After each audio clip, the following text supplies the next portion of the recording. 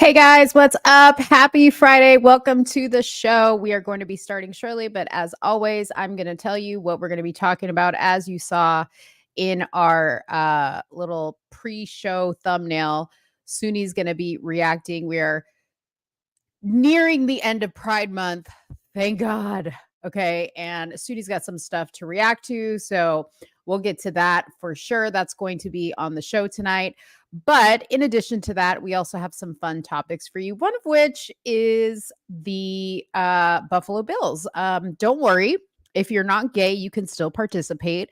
But the Buffalo Bills are in support of a gay flag football league.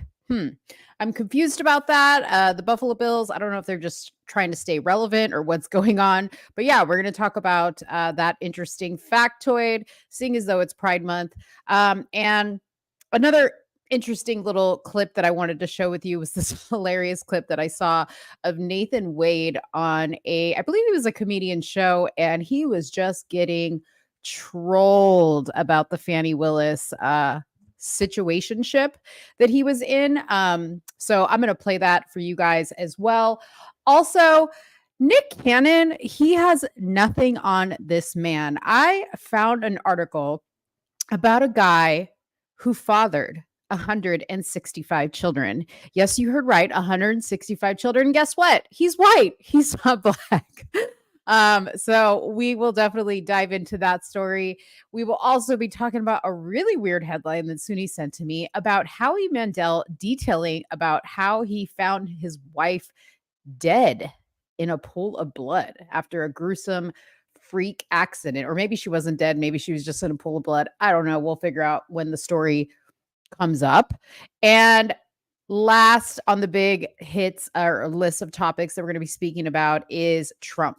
He is now proposing to give illegal immigrants citizenship if they finish college. I thought that was a very interesting topic. I'm interested to know what the Cult 45 says about that. I know Soonie considers me part of Cult 45, but I don't know. I may have a different opinion on this than the rest of you guys. And of course, we'll talk about some funny news, some other cultural related news, and also entertainment and politics. So sit right back, get a snack, get a drink, and get ready for the show to start right now. You are now tuned into Somewhere in the Middle with Soonie and Mo. Hey, hey, hey, hey. Hey, hey, hey, hey. Hey, Don on the beat. Hey, I got so many ups. Everywhere I go, I got so many ups. so many ups. I know they plotting against me. I know it's hate, they wanna kill me, but please don't tempt me, cause I got so many Glocks. Hey, ain't none of them empty. Jesus said they would hate me too. That's how I know it's envy. I got so many ups. Hey guys, what's up? It's not just me. Don't get alarmed. You guys don't have to deal with just me for today. Soonie is also going to be here. She just had to step away for a little bit. Please, please, please, you guys go ahead and hit that like button. Go ahead and drop a comment below. You guys know this is the thing every time. We need your help in this algorithm. If the chat is not popping, neither is this video on YouTube. They will hide it because we talk about controversial things.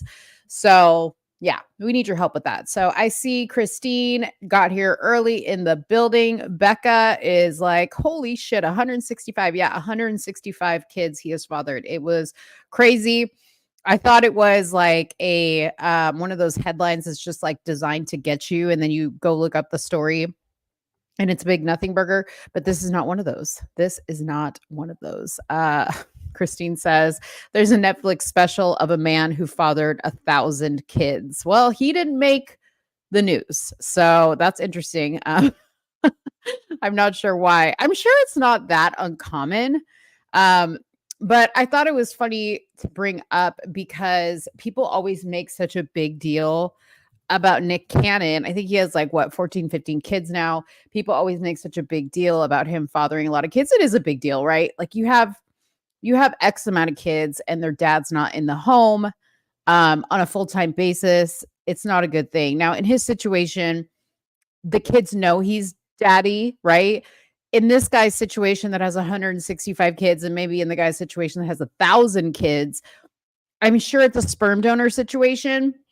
So these kids don't necessarily like know who he is, but nevertheless, one can assume a lot of these kids are growing up without a man in a home unless this woman can't get pregnant for some weird reason and she just like reached out to a sperm bank to buy some sperm. So I don't know. Soonie, you're on mute. There she is. There she is. Hi What's guys. up? Nothing. I'm here. I held off as long as I could. Sorry. I had to use the bathroom, y'all. Oh, you told me not to tell, and now you told everybody. I said not to tell them something specific. Okay. Because I was like, Soonie just stepped away. Oh, I had to use the bathroom. I'm here though. Hi guys. She gets the urination sample urges before and I get them after. Yeah, it's like everything just hit me all at once because I was literally just sitting here pulling things up and like adding sounds to the soundboard. Yeah. And then I was just like, what in the world? Yeah. It's crazy. I know. You're doing that before the show. I'm over here setting up the back end of the video before the show. There's a lot that goes in.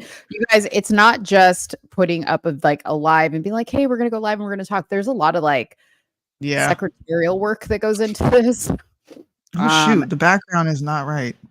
It's my background. I was like, well, you left it up there and I was like, oh, I guess Soonie's gonna react to Pride Month. No, that was a video I did the other day. Sorry. Never mind. He's not going to react to Pride Month. Sorry, guys. Well, you may be able to react to one thing related to Pride Month. So I guess we could say. So it was one of the first topics that I announced we were going to talk about this. And I don't know if you heard about this, but the Buffalo Bills are sponsoring the National LGBTQ Gay Flag Football League. Did you hear about this? Yep. No. I sure did. Gay flag football, not the flag, like gay flag football. Yeah. Okay. So this is the funny thing about it, which I thought was hilarious. You don't have to be gay to participate. Who in their right mind is like, so then, why is it the gay league if you don't have to be gay to play? Why would you want to play? Like, if you're a real legit man, why would you want to play in the league? Why would you want to be in a gay? I mean, I don't know. What if it's like the WNBA? What if it's just like reverse? What if straight people just reverse it and enter their leagues and bring a bunch of heterosexual shit, and we'll see how and we'll see how they react. I bet you they won't like it. I'm gonna be real with you. This might be semi-entertaining to watch. Can you just imagine how they're gonna pull the flag? They're gonna be like, "Gotcha!" Like, where I'm like, them what you call? I call them nut huggers. Them tight shorts they be wearing. Oh yeah, the booty shorts. Well, here's what it said. It says you don't have to be gay to compete in the Flag Football League, which started in 2002, so it's been around. It currently has 27 chapters and over 4,000 players. Why have I not seen this? Okay, because it's probably boring, just like the freaking WNBA. I'm gonna be looking up. Hey, while I'm reading this, can you please look up on YouTube to see if there's any videos? Yeah, like any clips live. I got you. Some highlight That'd reels. Be hilarious. So that would be hilarious. The flag. It's probably going to be exactly how I said it's going to be. Okay, the Flag Football League started in 2002. Currently has 27 chapters, 4,000 players. As I said before, you don't have to be gay, and they also have straight allies. We are excited to join, the Buffalo Bills said, join the NFL and other clubs across the league in their support of the NGFFL. Bills Vice President of Community Impact, Michelle Roberts, of course it's a woman that got them into this, said Tuesday in a statement. I found it. Oh, pull it up. I found one of the chapters that's associated with this National League, and it's the SF Gay Flag Football Sizzle Reel. Oh, We're gonna mute this because I don't got time for copyrights. Yeah, just make it bigger though. Make it full. They don't look gay to me. I kind of feel like I need to hear. I can mute it after. Just play it. It's just music. You can't hear anything. Oh, okay. Oh, because I wanted to hear like, oh.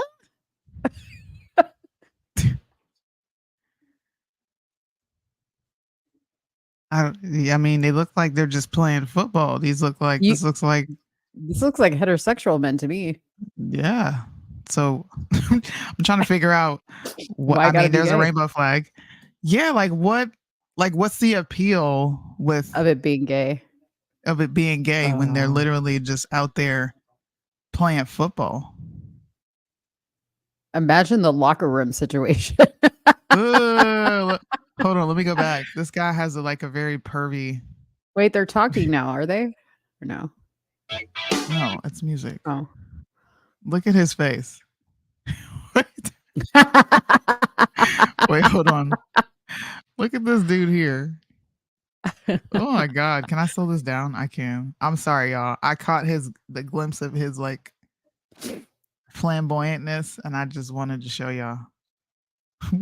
Watch this dude. Yeah, which one? Look at him right here where my mouse is. And look at the dude in the back. Oh, he's got like a Joker smile, like a Cheshire cat. He had the pinky up. He was drinking his cup with a little, a little sizzle. I don't know. Maybe is this maybe what we were looking for? Because we're tired of them coming to our league. Let's just give them their own league and they can play. Sure. It's kind of like the transgender league, right? Sure. At least they're not trying to invade the straight. Yeah. Oh, he looks gay for sure at the bottom.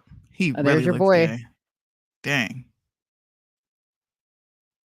Well, there's the rainbow flag. I guess this is the only thing you're gonna see is a bunch of rainbow flags, and maybe you'll catch a glimpse of some flamboyant men. I gotta find a local game. Okay. Are you gonna go?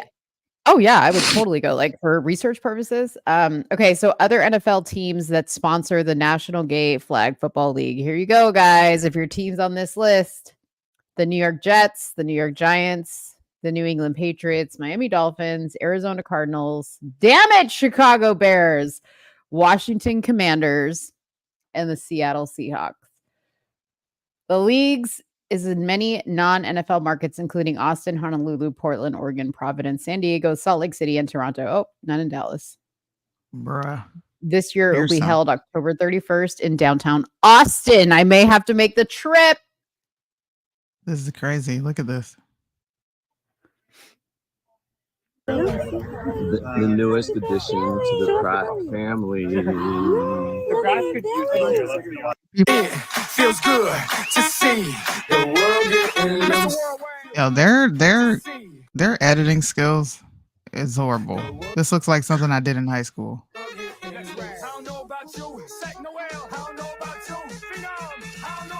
All right. Hey y'all, my name's Amanda. I currently have no voice, so I will try to get through this as best I can. I did, in fact, lose it during the playoffs on Sunday, so sorry. But I just wanted to quickly give a little bit of a statement about kind of what the league means to me, why I joined, and really what it's been like to be a part of it. First and foremost, I joined because I was looking for a new competitive outlet. I played soccer my whole life and found that it was no longer making me happy like it used to. And so through some friends, like your vagina, about the league and thought might as well give it a try. I heard it was competitive. I will say it is way more competitive than I could have ever expected. The games are at such a high level. I should have known though, because the gays are going to organize something damn good. So definitely was pleasantly surprised by how good everyone was, how seriously people took it, and it really filled that void that I was looking for. But okay, so she went to this league to fill a void that she was no longer getting from soccer, which is weird. Because that's like lesbian central, isn't it? I don't know. I played a little soccer, but not like that. I would say basketball, it might be lesbian central, but okay.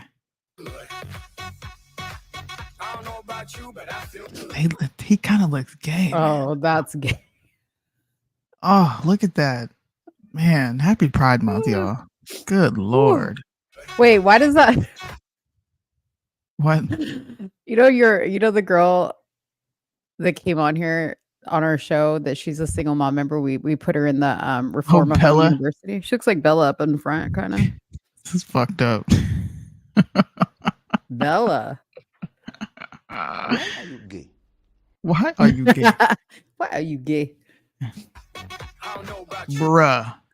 Man, come on, man. What is that in the front? In Is the this middle? like at one of the what is this? Is this like at the Halloween party? Probably. Is it a Halloween party? What if it's just like one of their award ceremonies and this is how they show up? You know how athletes show up with like suits and ties and their wives come with dresses and shit. Like fucking Tweedledee and Tweedledum in the front row. Look at this black man. Listen, first of all, dude, that brother right there is single-handedly shaming the entire black community in that outfit. He really is. And that dude right here who looks semi-straight in the mix of all this, and the guy in the back, y'all dead wrong. The black dude right there, the one in the back, you know he's straight with his homies, and he goes to events like this to let it all hang out. Oh God, we're gonna get off the subject, y'all. But I wanted to see this gay league that she was talking about. Hold on, bruh, this is horrible. It's weird. You know what's weird is like the real gay ones kind of like stick together. You know, like the more flamboyant ones kind of stick together. Oh, bruh. Wait, let's hear what this. Monroe, I just want to say thank you all for being so loving and kind and welcoming. This has been my first sports league and my first real social thing since I've come out as Monroe and started my transition process. And it's just really meant the world to me in ways that you all will never be able to fully understand. But I just want to say thank you so much, especially to Team Purple. It's been a great season, and I will be back in the spring. I'm 1+1. All right. Okay. I don't know if this is potentially a gay person taking children after using a woman as a human incubator. But wait a minute. Go back to that picture really quick. Why is that disrespectful? Why is that guy laying like, oh no, you know what that is? That's a woman who transitioned to a man. Those are the babies she gave birth to. Oh my God. Yeah. That's what that is. It's freaking crazy. Pride Month is the worst month in American history. And I think that whoever made this a federal recognition should I will ask, when is Jesus coming for them? And I'll leave it at that, because that's pretty fucked up to do that to humanity. It's a bunch of rejects and degenerates of society all in one spot. I mean, I'm glad that we could put them somewhere, because now we can easily identify them. Yeah. I was actually going to read that. You cannot say that in our comments section, bro. Like, you cannot say that. I'm going to delete that comment, because I'm going to get this channel in trouble.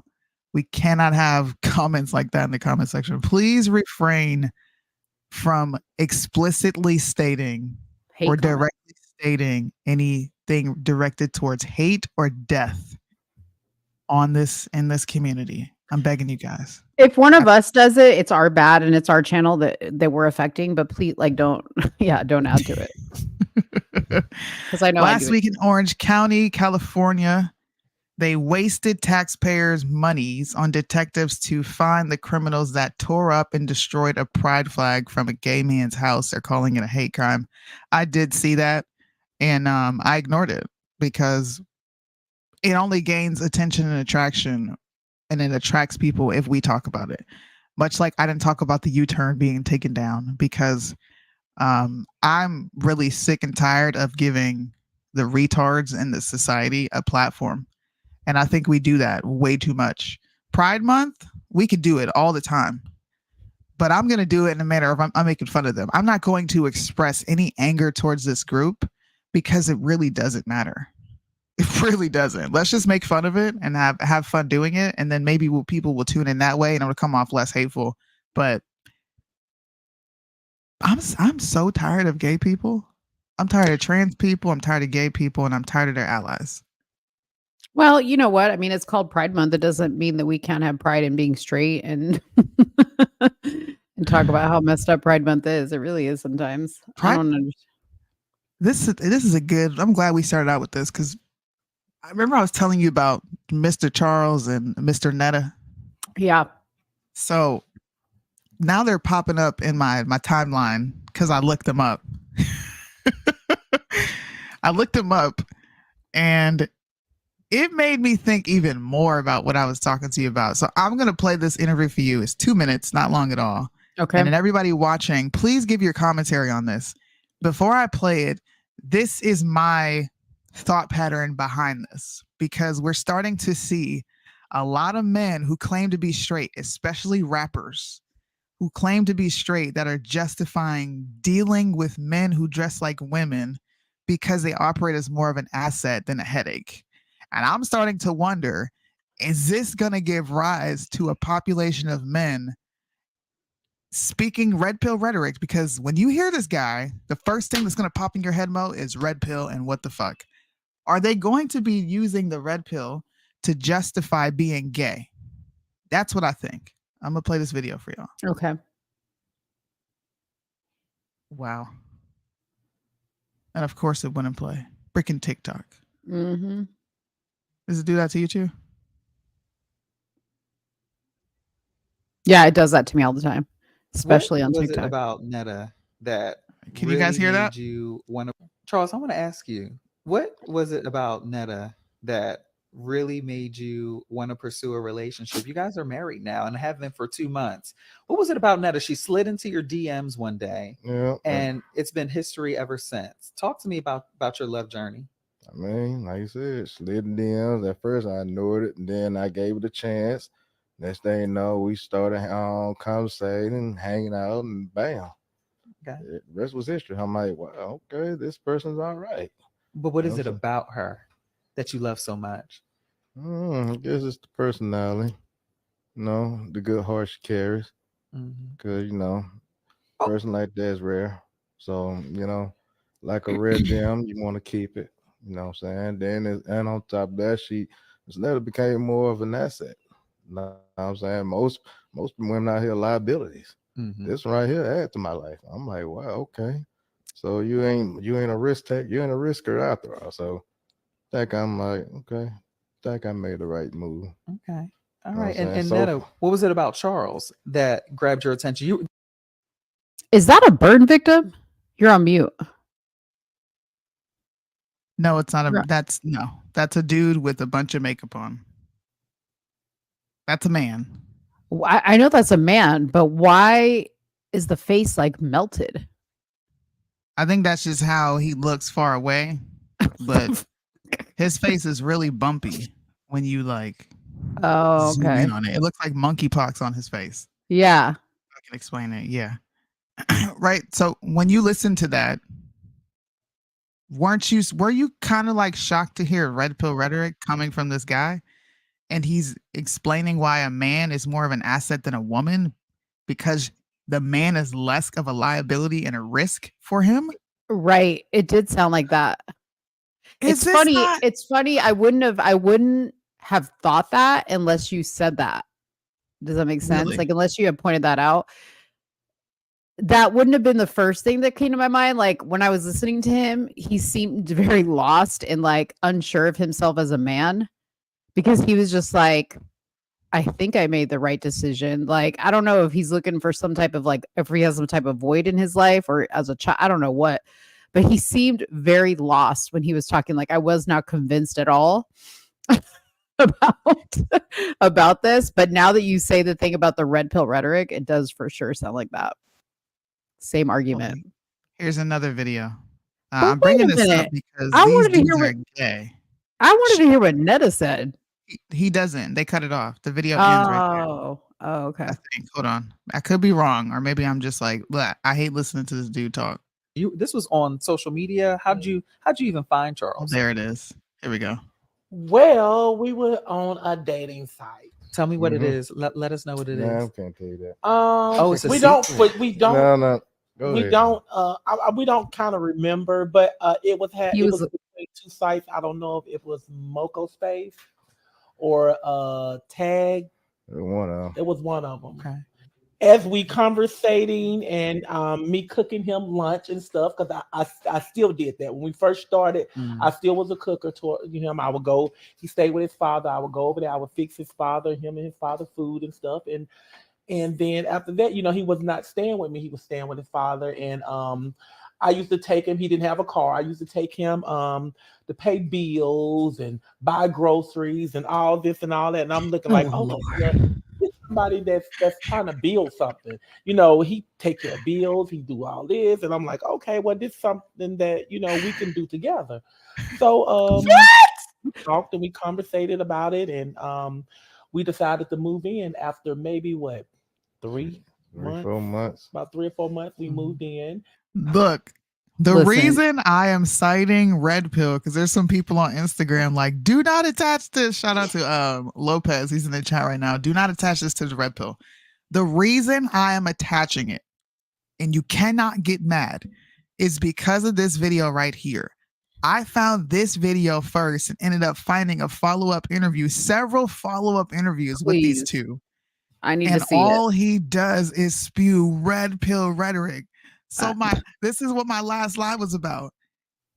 Is there room for the LGBTQ in the red pill sphere? Because you have a lot of gay men who are using y'all's talking points to explain away why they want to be with men. I'm just saying.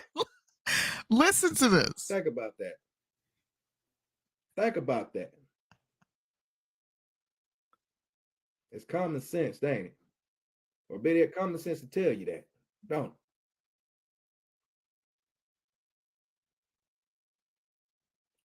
it? And here's the thing, most of y'all modern women, y'all don't bring value to a man's life no more.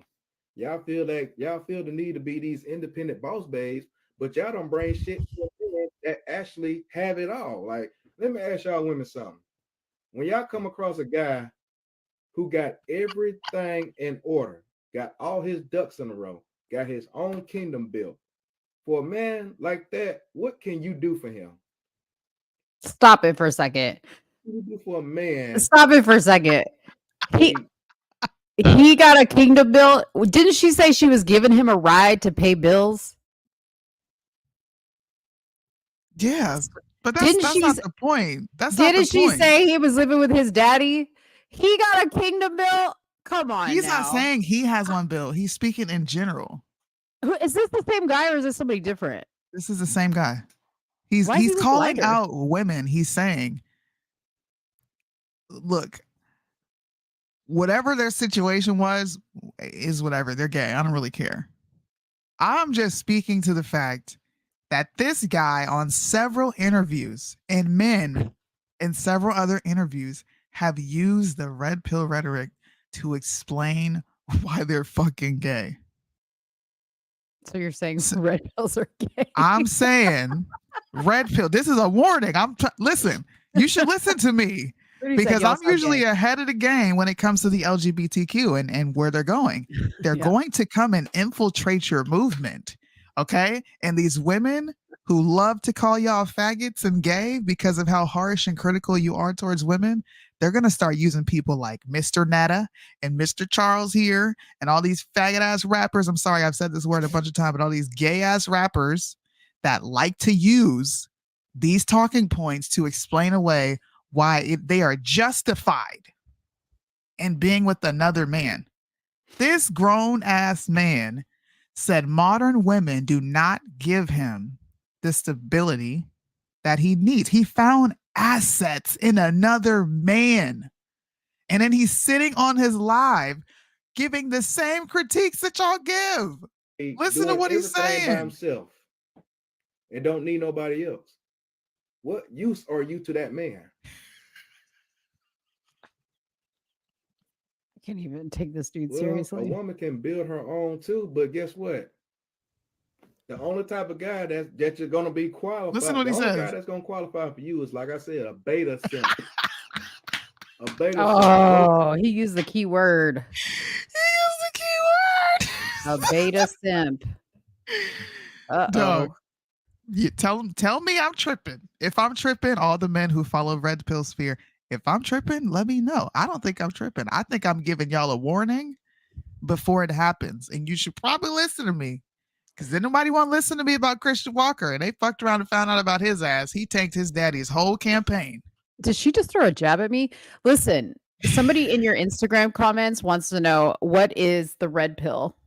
Not everybody knows what the red pill is. The red pill is an ideology that, holds women accountable and gives a space for men to speak on their hardships that they face, not only in the justice system when it comes to paternity, when it comes to divorce, but in general when it comes to dealing with women and their perception in the world, such as toxic masculinity. This is a platform that speaks against that and gives men an actual platform to be honest about where they are in life.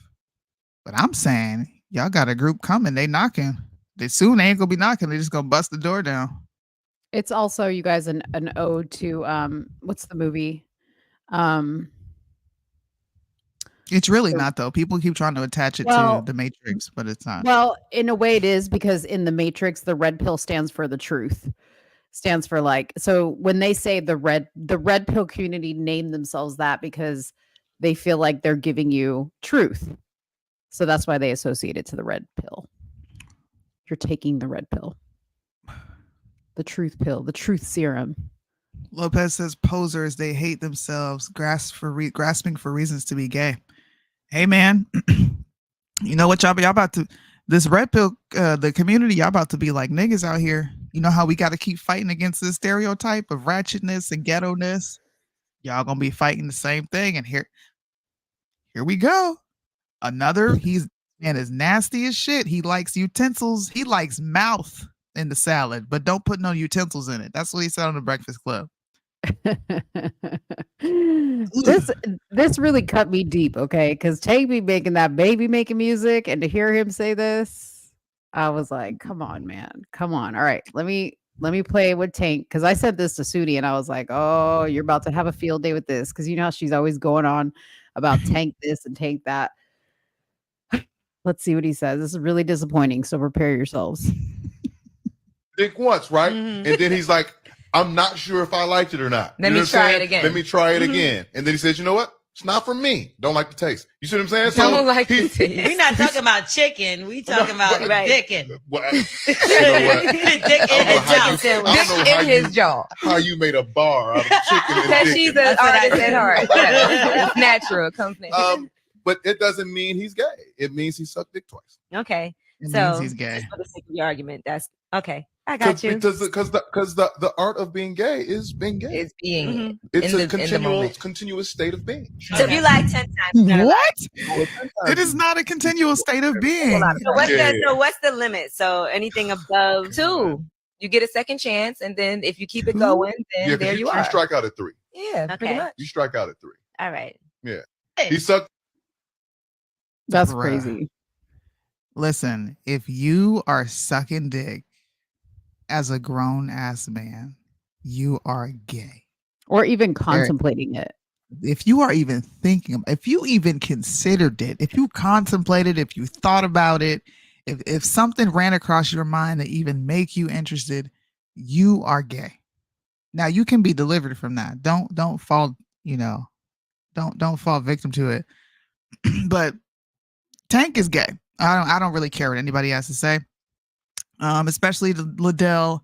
And I'm actually shocked that Mo is being a bit objective when it comes to this dude, because they seem to be in denial about Tank and his fruitiness.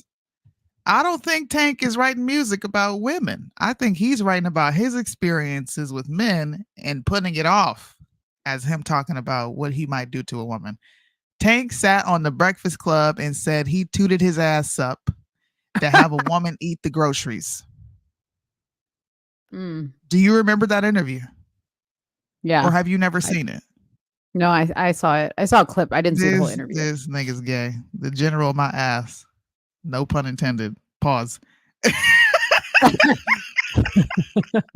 The general of my ass. No diddy.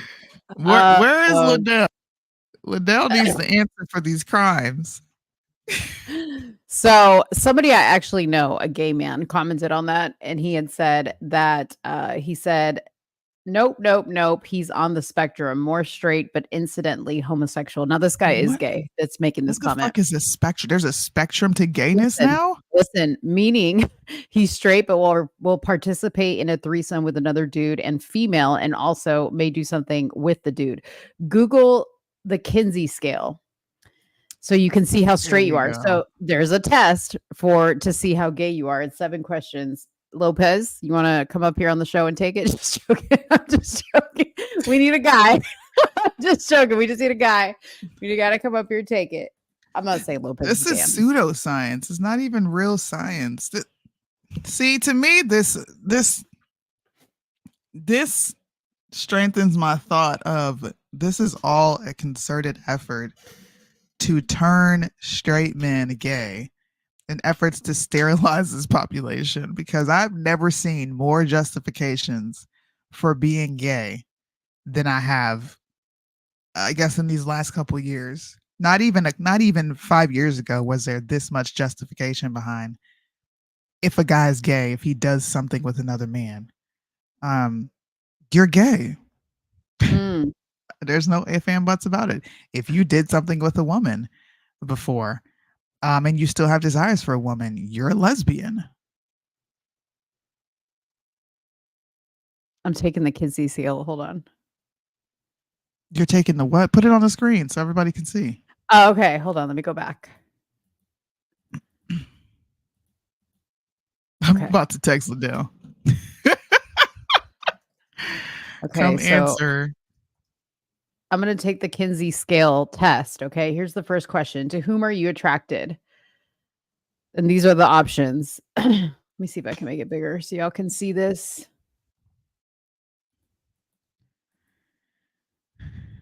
All right. What in the world? So both men and women, mostly people of the opposite sex for mine, mostly people of the same sex, only people of the opposite sex for mine. Okay.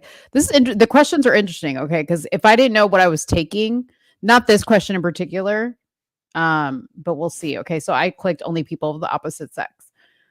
You, who have you had sex with? I clicked only people of the opposite sex. You guys are just seeing how I answered it. Who have you had sexual fantasies about? I didn't answer this one yet. Most people of the opposite sex for mine. Most people of the same sex as mine. Only people of the opposite sex. Okay. With whom do you form strong emotional bonds? I click both men and women because I do. Wait, who do you what? Form emotional bonds with? Oh. Who do you feel most comfortable socializing with? Both men and women, mostly people of the opposite sex, mostly people of the same sex, only people of the opposite sex, only people of the same sex, both men and women. The idea of having sex with someone of the opposite sex for mine is desirable, interesting, tolerable, negative, disgusting. Disgusting. I say negative because it's not disgusting to me, but it's not like anything. The idea of having sex with someone of the same sex as my... Oh, wait, did I answer that right? The idea of having sex with... Hold on. The idea of having sex with someone of the opposite sex for mine is desirable. This one would be negative. Okay, let's see. I'm exclusively heterosexual. No, you're not. That's what it says. Why would I not be? Why would I not be? Because I said I form emotional bond. No, because you said it's not disgusting. So I have to say it's disgusting to be heterosexual. Or you're not straight. Yeah. Yeah, no. There is no gray area. Negative. I said it's negative. That's not going far enough. Oh Lord. You got to say it's disgusting. No, because you're a homophobe. So you have to say it's disgusting. You sound like a liberal. You did not just call me a homophobe. I did, because you are. You're disgusted. Like you would run from a gay person where I would not. Like I could have a conversation with a gay person. I could be in the same room with a gay. I wouldn't run. wouldn't like. You one time saw a tranny and you were like, like, dude, I have been in rooms with trannies and I'm like, whatever. One time I sat next to a guy who was dressed as a woman, and I looked at him and I was like, and he was with a woman like who looked to be his wife, and she said, "Yes, this is my husband, and he likes to dress like a woman." And I got into a whole conversation with her about it. I'm like, why? I was like, I don't understand, but you guys are married. She's like, yeah, we've been married like 40 something years. Thank you, Lopez. Not disgusting is an area for consideration. What? You called me homophobic. You're homophobic. What? You are homophobic.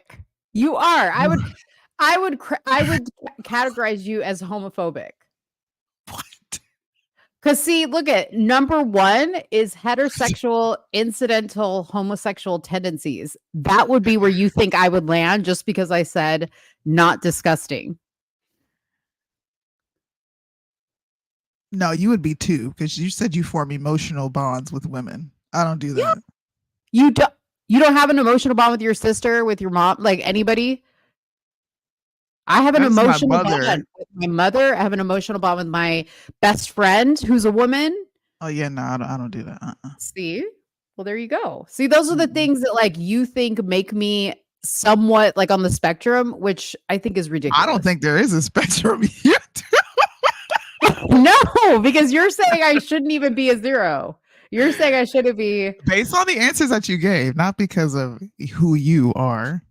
I don't think you're on the spectrum at all. It's because you said I didn't say it was think you just have a gray area for these people because you're just a kind person. I know, but it doesn't make me. I could have disgusting. Tendencies. Lopez says that I have like a propensity basically to like go in that direction. Yes, maybe. You know what? Can we keep it a stack? I wouldn't be shocked if you came out and told me that. If I came out and told you what? That you decided to go the opposite direction. Go really? the same direction. I'm sorry. I would not be shocked. If I came out and was like, hey, Soonie, guess what? I'm a lesbian. I'm actually, I would be like, or bi. Or would you say if I said if I was bi, you would be like, oh, that's no surprise. Why? Oh, thanks for finally telling me. Because of how. She said, thanks for finally telling me. Thanks for coming clean. Because you are just like very cavalier and like just very laid back about this subject, and I'm just like, there's only good and bad.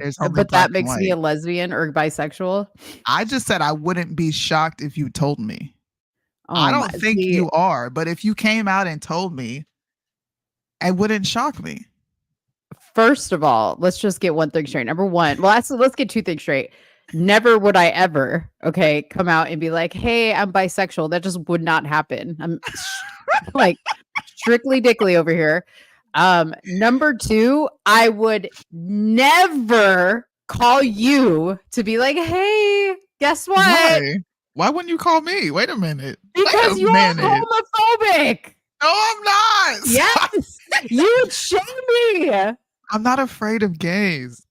What? And I don't have an irrational fear of them.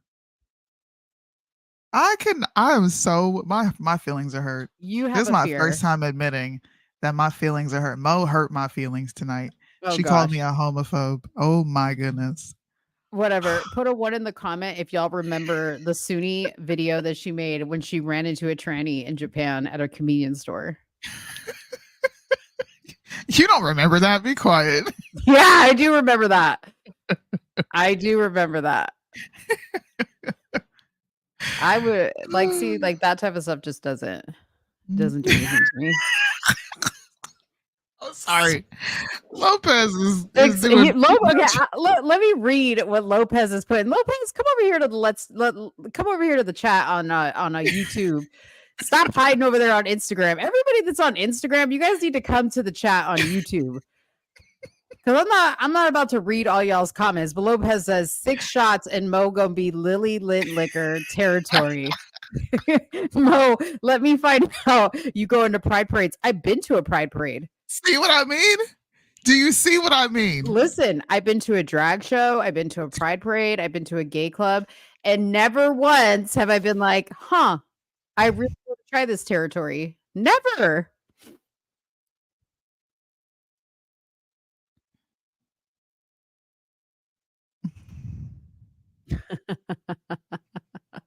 Why are you gay?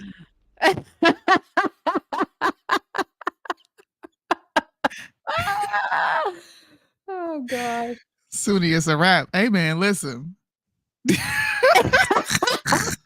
No, come over to the YouTube, Lopez. Come over to the YouTube. I've never been to either one of those. I've never been to a drag show. I've never been to anything Pride Month, and there is nothing that would make me want to go. This is why I'm saying if you did, which is highly unlikely, right? Yeah. I wouldn't be shocked based on what you're telling me right now.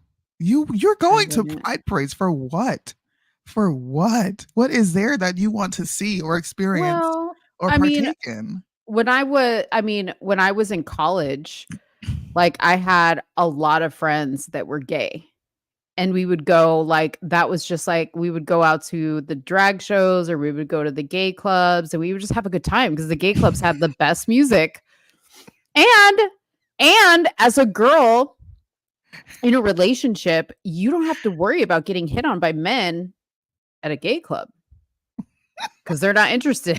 But you got to worry about being hit on by women. So yeah, but you know what the thing is? So gay women do go to gay clubs, but typically most gay areas, I know here in Oakland, Dallas, they have what is it called? Sue Ellen's, which is an all lesbian bar, and that's where the lesbians go. And it's all butch lesbians. You'll be hard pressed to find a beautiful woman there. They're all 200 plus pounds, short hair. How do you know all this? Because I just get out. I'm not sheltered. You see the jabs? She's not sheltered because she dwells with faggots. What? What? I ain't making anything worse, Lopez. There's nothing worse. I'm just being real. That's just what I did back in the days. So let's answer Lopez's question. I will answer no. I've never done anything like that. Have you ever kissed a girl? Yes.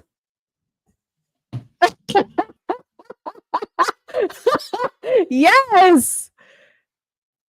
Soonie, I know you haven't, but almost every girl has. Almost every girl, and I'm not saying every girl does, but almost every girl, especially if you went to college. Especially if you went to college, because that's just the environment. Me and my best friend, it was all in an effort to hook up with these guys. And we were with these two guys. We were each individually interested in different guys. And we all obviously drank too much. And then the guys were like, oh, I dare you guys to kiss. And we did. And there was nothing there. It was it wasn't oh, this is kind of nice. There was nothing that clicked. And I was oh, this is nice. It wasn't. It was just okay, I kissed my girlfriend. Me a favor? Yeah. Do me a favor. Can you pull that Tank video back up and re-roll that clip? Because that's exactly who the fuck you sound like. I'm just being real. See, this is why. Bad motherfucker, bro. I'm just being real. This is what it is. Oh it's no big deal. So that's the equivalent of sucking a dick and saying I'm not gay if I suck a dick. I think putting somebody's genitals in your mouth are a little bit different than kissing. Was it or was it full blown making out? It wasn't full blown making out. It was but there was some tongue action, wasn't there? No. See, you think about it. No, because I don't remember. So. No, because I don't remember. I don't think so. I think it was a longer peck, if I remember. I don't know.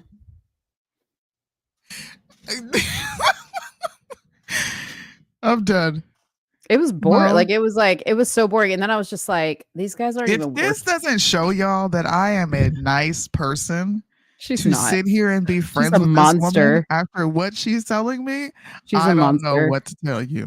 She's a monster. I'm not a monster. Stop it.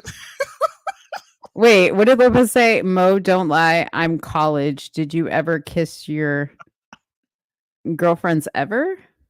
Yeah, that was a question that I asked. Oh. I had asked that earlier. That was because of Oh, Lopez. you pinned it. You pinned it. Okay. Yeah. Was coochie ever tasted? No. No. No. And yes, I am blaming it on the alcohol for sure. Alcohol will make you do crazy things. Mo, Yeah. you definitely bring the entertainment factor to this show. I just want to give you your fucking flowers. Yeah. Because everything would be very vanilla. If it was just me here, I would probably just talk about politics and like cultural issues. So I appreciate your contribution. I really do. Yeah, thanks. If I was gonna be gay, that would have been the moment that I would have like if something would have clicked in my head. You see how she just glanced over my compliment? I'm Let's never talk giving back. you one ever again. Look at this. Con said my new at should be at Let's Talk Daddy. Oh, Let's gosh. talk dyke. I mean, Ask if another girl has ever kissed her down there. No. No. I don't believe you. I think you're No. hiding that. No, I'm not. I would have told you. I've told you everything else. No, you're not that much of an open book. There are things that we keep to ourselves. Tell That's you just what. human nature. Tell you what. If you guys really want to know, when am I going to be in Colorado? On my channel, Let's Talk Darling. And on my channel only, because I can't do this to Soonie. I leave for Colorado the week of July 25th. So me and my girlfriends are going to do a show. It's going to be Girl Talk After Hours. And if you guys want to know the answers to all these questions, you're going to have to subscribe there. Because alcohol will probably be drinking. I'll probably be drunk. And I might say more than I'm saying now. Who knows? So you'll have to tune in. Shameless plug. Go watch the Degenerate Show After Dark. I'll be in the comment section too. I'm going to be with 4 other girls. And one of them, oh, you guys, one of them, she's a big old freak. She's going to listen. Ashley, she's the type of girl that Lopez will want to like be in the comments about because she's 40. She's in her 40s. Why they don't watch the show? We need them to comment here. Yeah, I know. Well, but you don't want this on this channel. You don't want that on this channel. Well, we're having a conversation now. I wouldn't mind if they were here to comment. It's going to get bad. No, it's going to get bad. What do you mean bad? Ashley is if you guys have ever watched like Sex in the City, she is like Samantha. She's I like don't know these characters. Okay, well, Samantha is like the more raunchier one. Ashley's like the type of girl that's like, Ash, like you were supposed to like go out to dinner with Ashley and she was late, getting there. And she'd be like, sorry, I had to masturbate really quick. Like that's Ashley. Yeah, we would never. Yeah, we can't have Ashley on here. But that's her. The fuck did you just say? We love That's Ash. sexual assault. I don't care. That's sexual harassment, not assault. She would just be like, guys, I'm going to be 5 minutes late because I got to masturbate really quick. Like that's her. And she's like in her 40s. She is a very accomplished woman. She supports herself. She has no kids. She's single. Yeah, she is single. But she's like out there in the dating world. And I'm always fascinated to like hear her stories. So, yeah. How do you like befriend? Yeah, I guess that's a good question. How do you befriend women like that? Like, how do you not get irritated with the utter nonsense that they spew? Because I have like really good, thoughtful, insightful conversations. It's like it's not all that time and place, you know what I mean? Like when it's just us girls and we're just like having fun on a road trip. The way I met Ashley was through my other girlfriends. I didn't know her until I started hanging out with some other girls that are not like Ashley at all. And that's what I really love about my girlfriends is we have Heather, who you guys met last week, who she's very, just a regular mom. She's a wife. She's like not anything like Ashley. She's nothing like me either. A business owner, everything's great with her, right? Then there's Angela. Angela's a mother. Her and her husband do real estate. They're super cool people. Nothing like Ashley. Ashley's like the outlier of all of us, and she's so very different from us. But I love that we all kind of like bring something different because I would be incredibly bored if we were all the same. And I love that we're all different. So that's how we have such great times together. I would travel with no other girls but those girls. Yeah. Married women always have a promiscuous friend. No, we don't. Maybe Mo does. But once I find that out, and you guys can ask my husband this, we were having a conversation about this the other day. Once I find out how women really are, I immediately disconnect. You will never see me around your social circle again. That's just me. I don't get down with that. He said keeps them in the loop to what they're missing out on. What are we missing out on?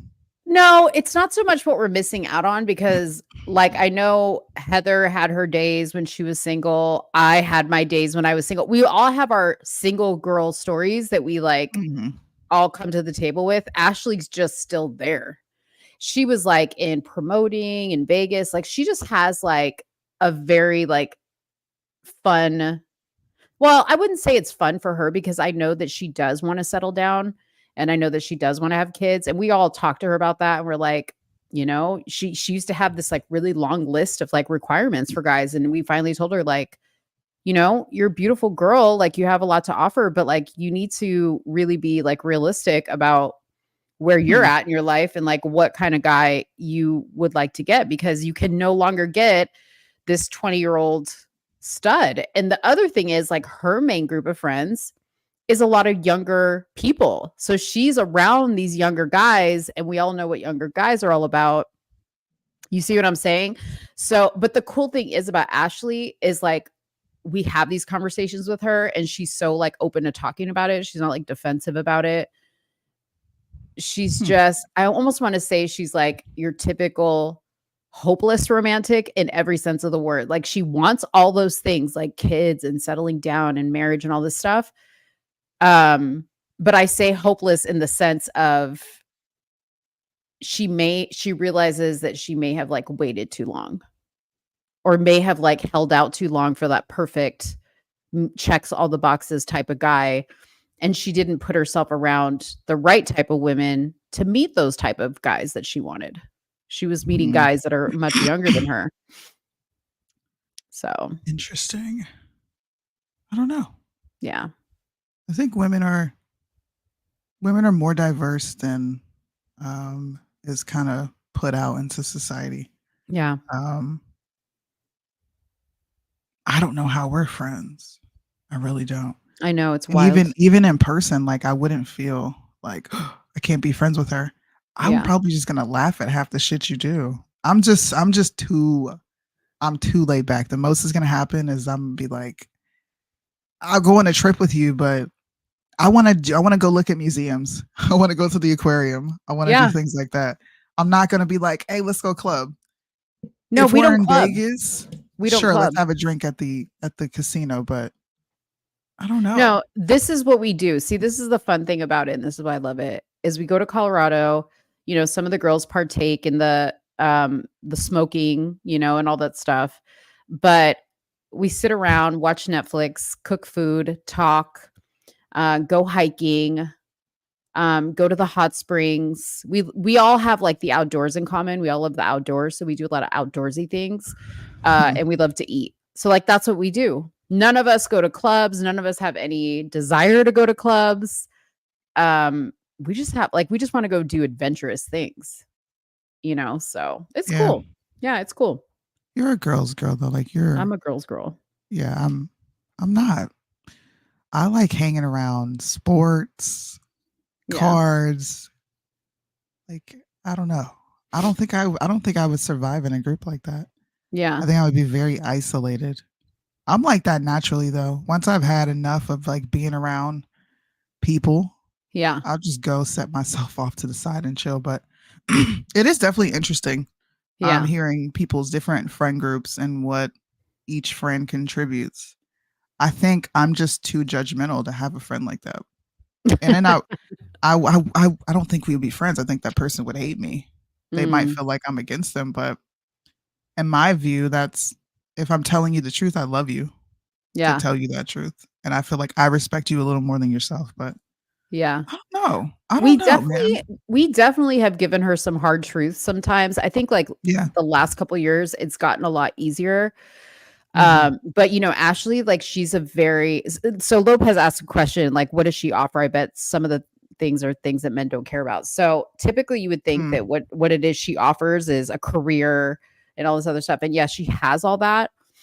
But the one thing I always say about Ashley every time we travel together is I'm like, she's such a caretaker because when she comes, the first thing she does is like, is everything good? Like she wants to cook for us. She wants to like bring a meal for us. Like, I think she said, she's like, I'm bringing a shepherd's pie because she lives in Colorado. So she's like, I'm bringing a shepherd's pie for our first dinner. And, you know, last time she brought tacos or whatever for us to eat. And she's just like the sweetest girl. And she like wants to take care of somebody. Like she wants that somebody that she loves to take care of. But there was a time where she was like, she's a super sexual person. And there was a time where like she would meet guys.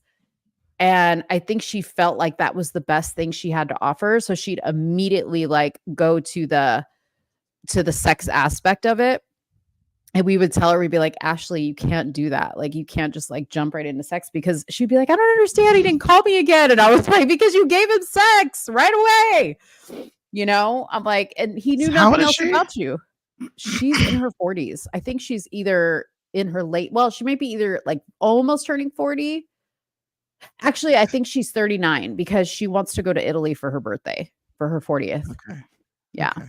So I like what Lopez said here. And this is another conversation we can have, right? He said most friends would definitely not like Soonie or think she's gay. And that's literally been my experience with women because I'm not out there and because I don't know. I just really don't enjoy congregating with women. If it has to be a certain type of woman. Me and Mo, we can sit and chill and talk for days. That's my dog. But I just can't do girl groups like that. And most of the time, it's because there's like some unspoken issue, and then it comes out, you know, you must be gay, or I'm like, but I'm not though. I'm not. I'm married. I just don't have a desire to do what you're doing. I don't. I don't have a desire to do any of that. Thanks for bringing that up, Lopez, because that is really something that I deal with on a massive level when it comes to hanging out with girl groups.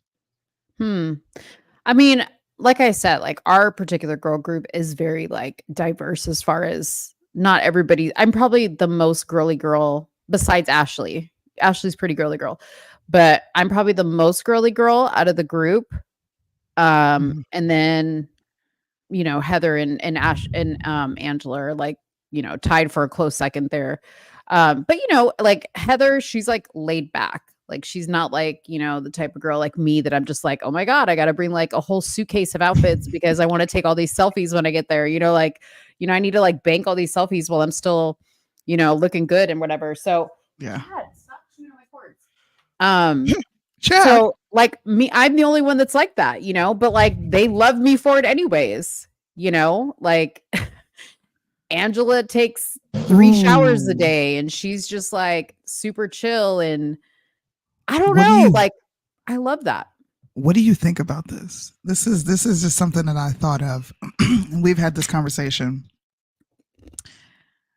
Women, do you think your group of friends are 100% honest with each other? Or do you think there are instances where you guys will probably lie or bend the truth to accommodate that person's feelings? For sure.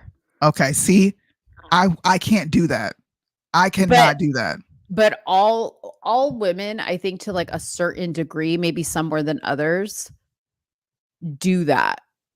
Really? Give me some examples. What do you like? Some examples of what you mean. Well, I mean, like I can just say, like in our group, right? Like sometimes we hear something from, or I'm sure the girls have heard me say stuff, right?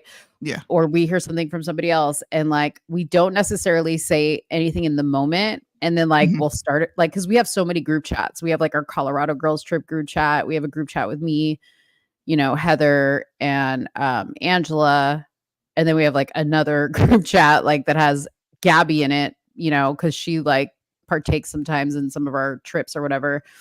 But yeah, like sometimes like we're like, did you hear so and so say this? And like we'll talk about it and kind of offer advice on like how to handle it. So like we had a situation with one of the girls that's no longer part of the group come up, and it got really bad. And we didn't address it right away. We came back from our trip and we were all like, can you believe what happened? And I told you this story. You know the story, Soonie. Yeah. And so like it was a very serious issue, but it wasn't like right in the moment. We all addressed it. In the moment, you know, Heather and Angela do what they do best, which is just like try to keep things cool, you know, to not ruin the trip, because they put a lot of like planning into the trip, and they were like, now's not the time to get into it. You know, like we're all in a house together. Now's not the time. Okay. So, you know, they did that type of thing. So that's what I say, different degrees. Okay. Yeah, because I don't see that as lying. I see that as that's mature, not addressing something when it's probably not the right environment. Yeah. I guess a better example of what I mean would be like would you, if me and Mo were together and we're going somewhere and you came out in this raunchy ass outfit, I'm gonna tell you, bitch, you need to go fucking change your clothes if you're going anywhere with me, because I'm not walking around with you looking like that. Yeah. I think most women would just kind of be like, you look cute, girl. You're lying. You know she looks a train wreck. Well, like things like that. Does this make me look fat? Do you think I'm wrong for this? Or like the best example I can give is like when you're listening to your girls, and I know you don't do this because we have conversations when they're like trashing men or trashing their partner or something that their partner did. You're gonna give an honest assessment of like, hell no, girl, you were wrong. But most women will lie.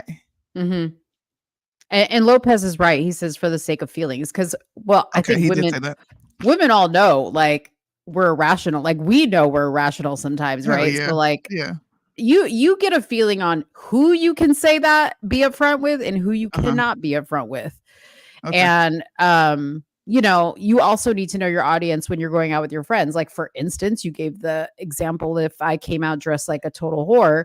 Yeah. If I was a true friend of yours and respected your values and whatever, you know, whatever you believe in, I would know not to go out with you dressed like a whore. Like, number one, we're not going to go anywhere that like warrants me dressing a certain type of way because you like to do certain things. So I'm going to be like, hey, if we're going to go out, let's figure out what's something both of us like to do. We can both agree on, and let's go do it. Right. And I'm going to dress for that occasion and behave respectively and even speak respectively, because I know around you or your family, there's just certain things that they're just not tolerated. And that's just something I do with my friends. Now, Ashley calls me up and she's like, hey, let's go to a club.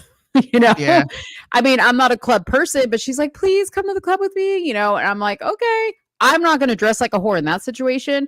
But you might think that like what I'm wearing is like a little bit too risque for you, but it's not what I would wear with you. It's what I would wear with Ashley. Does that make sense? Yeah, that makes sense. Yeah. That makes sense. Okay. Well, well, you're a sensible friend. I'm a sensible wild child. I'm gonna toot my own horn here. Sorry, guys, if this comes off a bit cocky, but I think if I'm friends with you, then you are a solid person, because I am not trusting of anyone. I don't like many people. My circle of friends is extremely small. I am friends with literally 2 people. 2. And those are the only 2 people that come to my house. So I'm just giving Mo a compliment because I don't befriend losers. I really don't. People who I perceive to be losers, we wouldn't be friends because my face is you're going to catch one ugly look from me one day and be like, in the back of your head, why did Soonie make that face? You hear that, guys? The potential lesbian is invited to Soonie's house. Stop. Don't. Why you got to do that? Why? I just have to call out that you called me a potential lesbian. I didn't say potential. Don't twist my words. Stop it. You're like, I would have a propensity. I just think that you're just nice, Mo. Yeah, That's I'm what nice. it is. I'm You're a nice nice. person. You want everyone to be involved. You want everyone to feel like they matter. Comfortable. And I don't. If you're not comfortable, then go find a place you're comfortable at. That's how I look at it. Unless I really care about you enough to really, accommodate. Well, what's wrong? If I offended you, right? Yeah. And you were just like, you know what? I really didn't like that you did that. I would be like, okay, my bad. But if anybody else were to come up and be like, I don't really like that you did that, and you don't have to be around me. Yeah. I mean, there's been times that like I felt a certain type of way about like some type of energy you were giving me, right? And I was like, well, I just didn't bring it up because I know you. There is a time and a place to talk to Soonie about like a vibe you got from her, and it ain't right when you get in the vibe. Let me just tell you that right now. Because all you're gonna be met with, you're gonna be met with a big old defensive, reaction. You just are. Yep. You are. And I can admit that about myself. And you have to say, does it matter enough to me to bring it up? Like, that's the other thing. That's the other thing. Like when talking to your girlfriends, ladies, listen, okay? Because not everything that pops into your mind needs to be expressed. Facts. Say that again, Mo. Not everything that pops into your mind needs to be expressed to your girlfriends. ... Okay. Exactly. So just because you think it doesn't mean you say it. And this is the rule I use. Number 1, is it going to benefit this person? Are they going to benefit from me giving them this information? Are they going to be able to receive this information the moment I tell them? Okay. If the answer to those 2 things are no. And number 3, do I care? Do I care either way? If the answers to all those things are no, I don't do it. Yeah, that's true. Yeah. That's true. So all I'm saying is if you haven't gotten into a disagreement with your friends and y'all both are just like, you know what? Okay, I hear you. Not even just both. It could just be one-sided. Okay, I got you. Like, I understand. You're not really friends for real. I agree. I disagree with Mo all the time. Me and Mo disagree all the time. And she tells me all the time, you are, she just said it. You're sheltered. Oh my gosh, you're homophobic. I still cannot believe you said that to me. My best friend Natasha, one time we stopped being friends because I was dating Dave, who was white. And you told me this. So listen, so this is a funny thing. Okay. So listen, wait, let me take a step back. So before I met Dave, my other best friend, Karen, started dating this guy, Adam, who I knew Adam because me and Adam went to school since middle school. And he was like the biggest jerk on the planet. But my friend Karen was Mexican. And I was just like, ew, you're going to marry Adam? He's white, And like at the time we were like, she's Mexican, I'm Hispanic. And we really only dated men of black melanin. No, not black, but like not white. You know what I mean? We talk shit about white people. So we were like, whatever. Like, and dude, I stopped talking to her. I was like, I'm not going to hold your, this is terrible. I was like, I'm not going to hold your white babies. Like, whatever. These are my godchildren now today. These are my godchildren. I was like, I'm not going to hold your white babies if you marry him. We didn't talk to each other. Finally, like days before the wedding, I was like, I miss you. Like her and Adam, Adam and the guy I was dating at the time, Anthony, who was Puerto Rican, he was like, dude, he's like, Mo's like super upset And he's like, yeah, man, Karen's super upset. Like, she really misses her. And they were so cute. They were like, we got to get them back together. And so they tricked us to get us to talk. And then me being the softie I was like, I miss you, please. I'm sorry. You know, like, I was just like so sad. But then fast forward to me getting engaged to Dave, my other friend, Natasha, she literally did a drive-by at my house and she was like yelling out of her truck. She was like, you fucking bitch. She was like, dude, Natasha's Black and Japanese. She was like yelling all kinds of stuff outside the truck. She's like, I can't believe you're dating a white guy. You always talk shit about white guys and now you're marrying a white guy. She was like, I'm never fucking talking to you again. Yes. Now, fast forward, she is engaged to a white guy. Okay. Look at y'all. Ain't it funny flipping to the other team. Yes. It's so funny. Girls are crazy. Damn. So see, that's girls our are point. crazy. Girls are crazy. Really are. That's funny though. I don't think I've ever had that conversation with like a friend that I was marrying someone. My husband's white, but he's not white. He's mixed race. The only pushback that I got was from my family. That was it. Yeah. They were like, "You're getting whitewashed." This is no lie. But did they say they were going to talk to you? Did they refuse to like have contact with you? No. See, I didn't tell anybody I was getting married. I kind of just got married, and then it went out on Facebook, and my mom posted pictures, and they were just like, "What the fuck? Like, you're not going to tell anybody you got married?" So I didn't get to have the whole experience of everyone knowing. It just kind of happened, and then people reacted to it. Yeah. Which maybe it's better. But see, okay, this is interesting that people are saying like I know you guys are saying it funny. Like I had no idea how racist you were, or see how racism is everywhere. Oh yeah. You guys, that's really not racism. It's just like I had a preference, and that just wasn't it.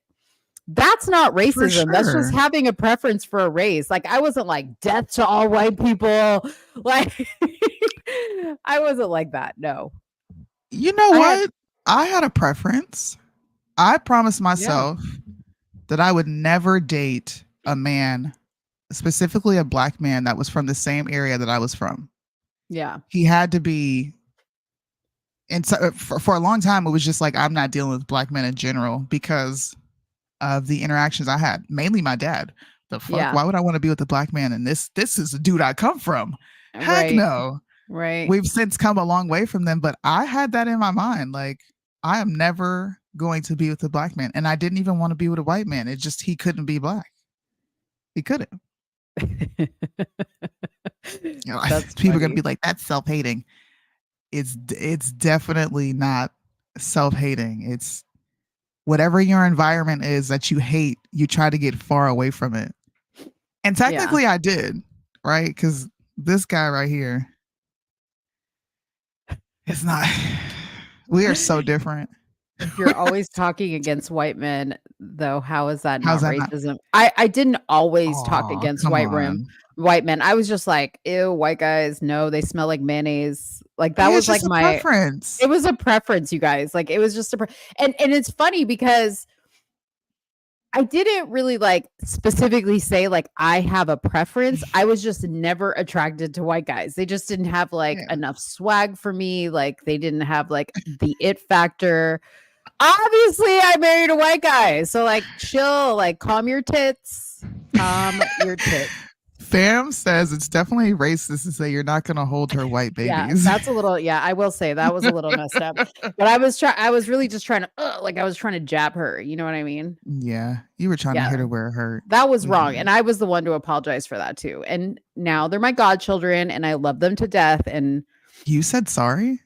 Yeah, oh yeah. I was very apologetic because I was 100% in the wrong.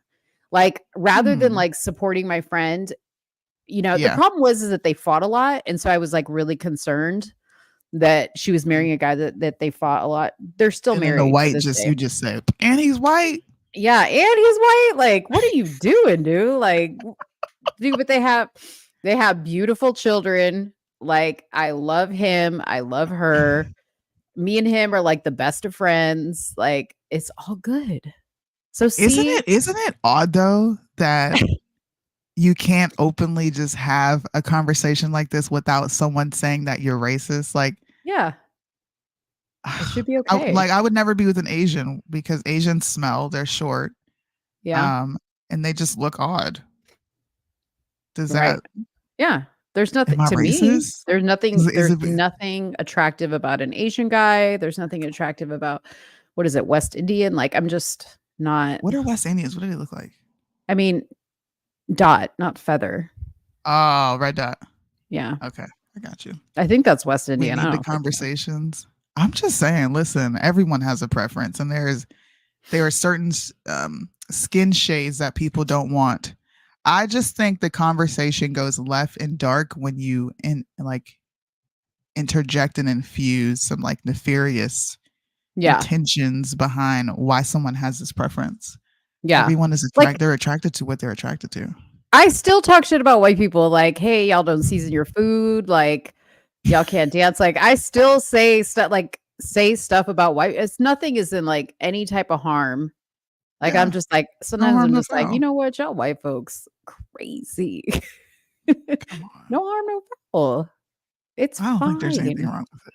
I think we need to normalize conversations like this where people can see that we can have healthy dialogue centered around dating and like who we have a preference towards without it being some nefarious activity going on. Yeah. So no, I don't think it's racist to talk shit about any race. I don't. I think each race has its thing that it's known for, and we're gonna talk shit for what they're known for. Like, I'll be honest with you. I don't remember where I heard it. It may have even been on The View, but they were talking about how like we need to bring back like comedians making fun of other races. Yeah. And I was like, yes, because that was like the best time. And you guys, we laugh because it's true.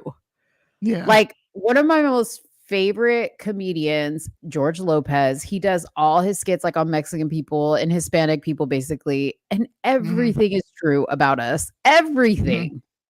Okay, everything. There's not one lie detected.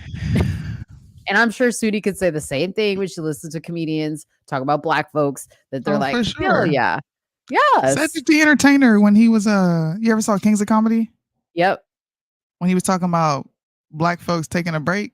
Yep. He said, was it Cedric or was it Cat Williams? It was one of the two. And they said, listen, when black people take a break, they take a break. Okay. Yes, you give me 15 minutes, I'm coming back in 30, 45. And if you say something to me about my break, I'm going to say, man, fuck your little job. I don't need this. That's what black people do. Listen, today, okay, Soonie ain't lying. Today, we were at the pool at the country club, right? And one of the lifeguards is this black kid. He's a college kid, right? These kids, it was a white one and a black one. Both of them were dicking around. There were kids in the pool. Nobody was watching the damn kids. Okay. The white kid, at least he had his lifeguard like tools and his little red lifeguard shorts. The black guy came in some cool looking shorts. You couldn't tell he was a lifeguard. He was on his cell phone. Let me tell you, the manager came out because somebody at the pool called and said, nobody's watching these kids. The manager came out. She's black. Okay. She came out. And she first of all, she walked up on him while he was on the phone. He was like, hey, let me call you back real quick. Dude, me and Gabby were being so messy because we were literally like swimming from one end of the pool to the other to like hear the conversations because we were so messy. And yeah, as soon as she left, okay, he picks his phone back up. He's like, man, my manager tripping. I was like, and he went and told he went and told the other lifeguard, man, as soon as I find another job, I'm out. Bruh, listen, stereotypes are real. Now when they're like healthy, when they're applied in a very unhealthy way, that's when it becomes bad. But like, yeah, we all know somebody who's done that. Look, before I left North Carolina, I think we went to Myrtle Beach for our anniversary. And we get this hotel that's right on the beach, right? So you're expecting great service, y'all. Yeah, yeah. It was nothing but black people in there. And this was the worst service I have ever received. Everyone there had an attitude. I asked for towels and this girl brought me the towels and just did this. I'm like, you're not going to say, here you go, ma'am. Have a good day. She just did this. No, like, here you go. Here are your towels. Just like, I gotta be here. You ordered these towels. Here you go. The room was dirty. The customer, it was just trash. Trash. Yeah. So there's something to be said when a black establishment, multiple black establishments get that type of rap of just having nasty ass attitudes. It's horrible. Yeah. And I'll say this too is say what you want about immigrants, right? But y'all, out of all the races that are immigrating to this country, Mexicans are probably the one that I have the least problem with because you will never find a harder working race than Mexican people. I am not even joking you, dude. Shout out to the Mexican folks because Mexicans, dude, they make something out of nothing. Okay. It don't matter what restaurant you go to, what type of food they're cooking. Sure enough, there's a Mexican in the back cooking it. Okay. I went to a bomb ass Vietnamese restaurant the other day and the guy at the bar was like telling me, oh yeah, like family owned, blah, blah, blah. I was like, oh, cool. Like who owns it? He's like, my family. And I'm like, are you Vietnamese? He's like, no, I'm Mexican. I was like, y'all owning a Mexican, y'all Mexicans owning a Vietnamese restaurant. He's like, yeah. I'm like, dang, dude. No, I'm Mexican. This is I think this is funny. Someone says, I know I got the food things from you girls about white people food. Yeah. My son's new girlfriend is Hispanic. And I made fried chicken and warned her in advance about it being white people food. I felt terrible later that night and apologized through text and blamed That's funny. Don't be blaming it on us. You knew that was white people food when you cooked it because you put salt and pepper on that chicken, didn't you? And I bet you didn't. I bet you didn't put no flour on it, no Lowry's, no garlic powder, no onion hot sauce powder, and the buttermilk. You ain't put no Goya on it. You didn't put no adobo. You didn't season it after you fried it? Dang. You gotta season the flour. Oh man, that's funny. Mexicans do work hard. I feel like Mexicans in the Japanese, the Asian culture, as far as work goes, they're like this. These people will work themselves into a grave. They prioritize work over everything. But the thing with Asian people is like they're hard workers, but like number one, they stay within their community more than anything. And you won't experience anything with the Asian person unless you go into their communities. But dude, Mexican people, like they really want to assimilate. Okay. But they're still, they want to assimilate, but they still hold on to their culture. Okay. They still hold on to their culture. They still like Khan said, they're the drunkest.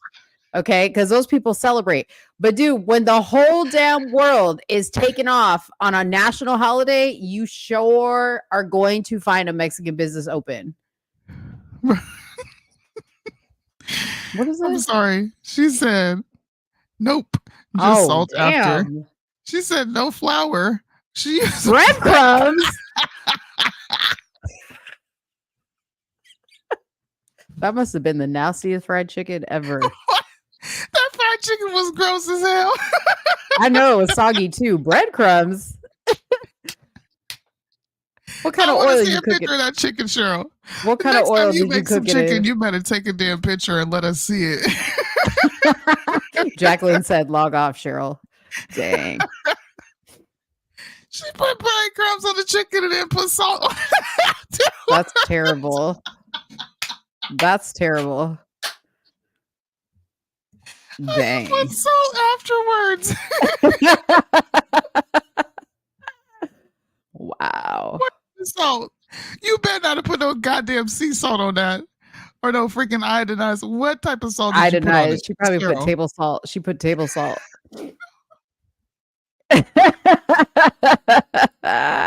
Shake and bake. Cheryl, you are making whites live up.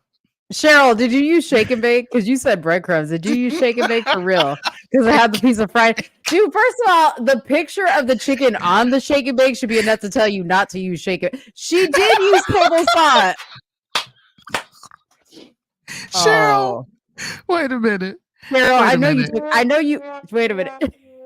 Cheryl, I know you took a picture of this chicken. Send it in right now. You know Cheryl Instagrammed it. Oh, it was years ago. You know she put it up as made fried chicken. You better not ever do that shit again, Cheryl.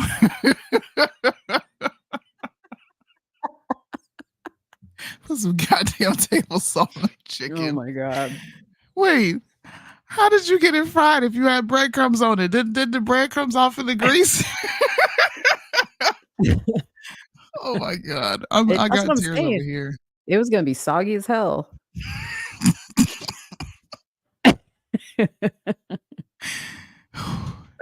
Didn't you ask her what type of grease she used? You didn't tell us Yeah. what type of grease she used What yet. type of grease? You put Crisco in there? Not the Crisco. Dude, I fry my chicken in Crisco. She used a deep fryer. You still use Crisco? Oh hell yeah. Ain't When no it comes way. to when it comes to fried chicken, yeah. If I'm gonna eat fried chicken, it's going to be fried in Crisco. Like you're not gonna don't try to make what did you use for the breading? Oh, crushed up cornflakes. You know, like no. No. No. Parboil.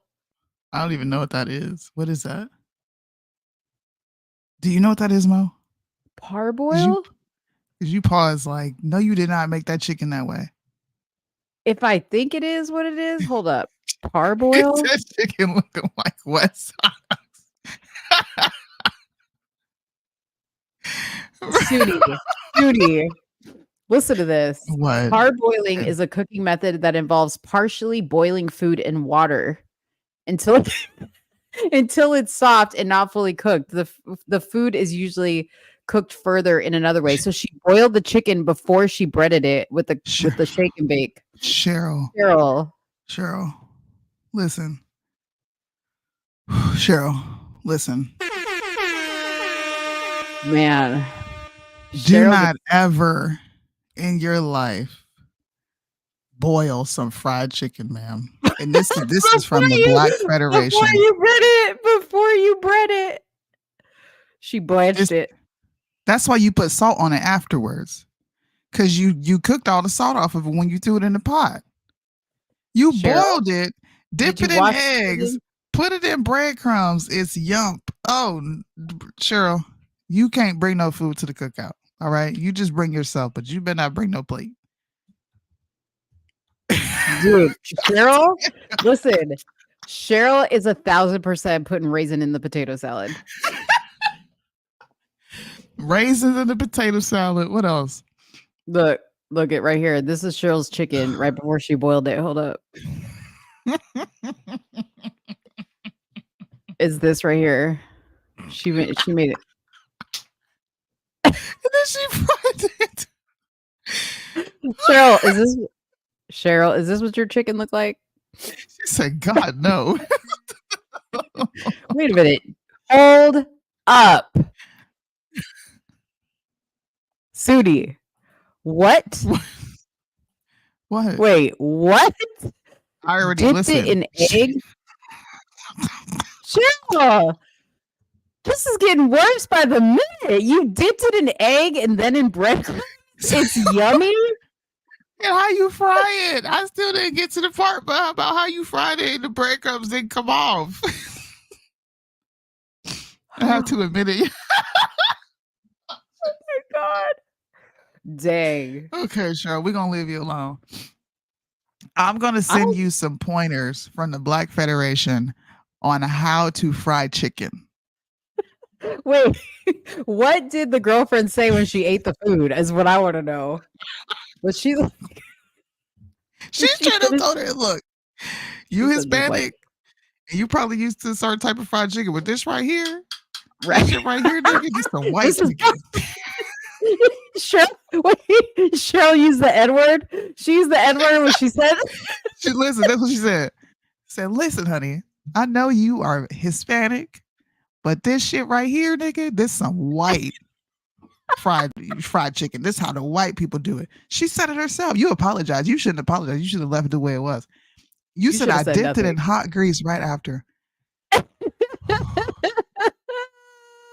Dude, Lopez on Instagram. Says Cheryl got the hot water saved in a hot water. She put it in the Crisco bin, but she's got like hot. Oh, dang, dude. She said she liked it, but now I'm wondering.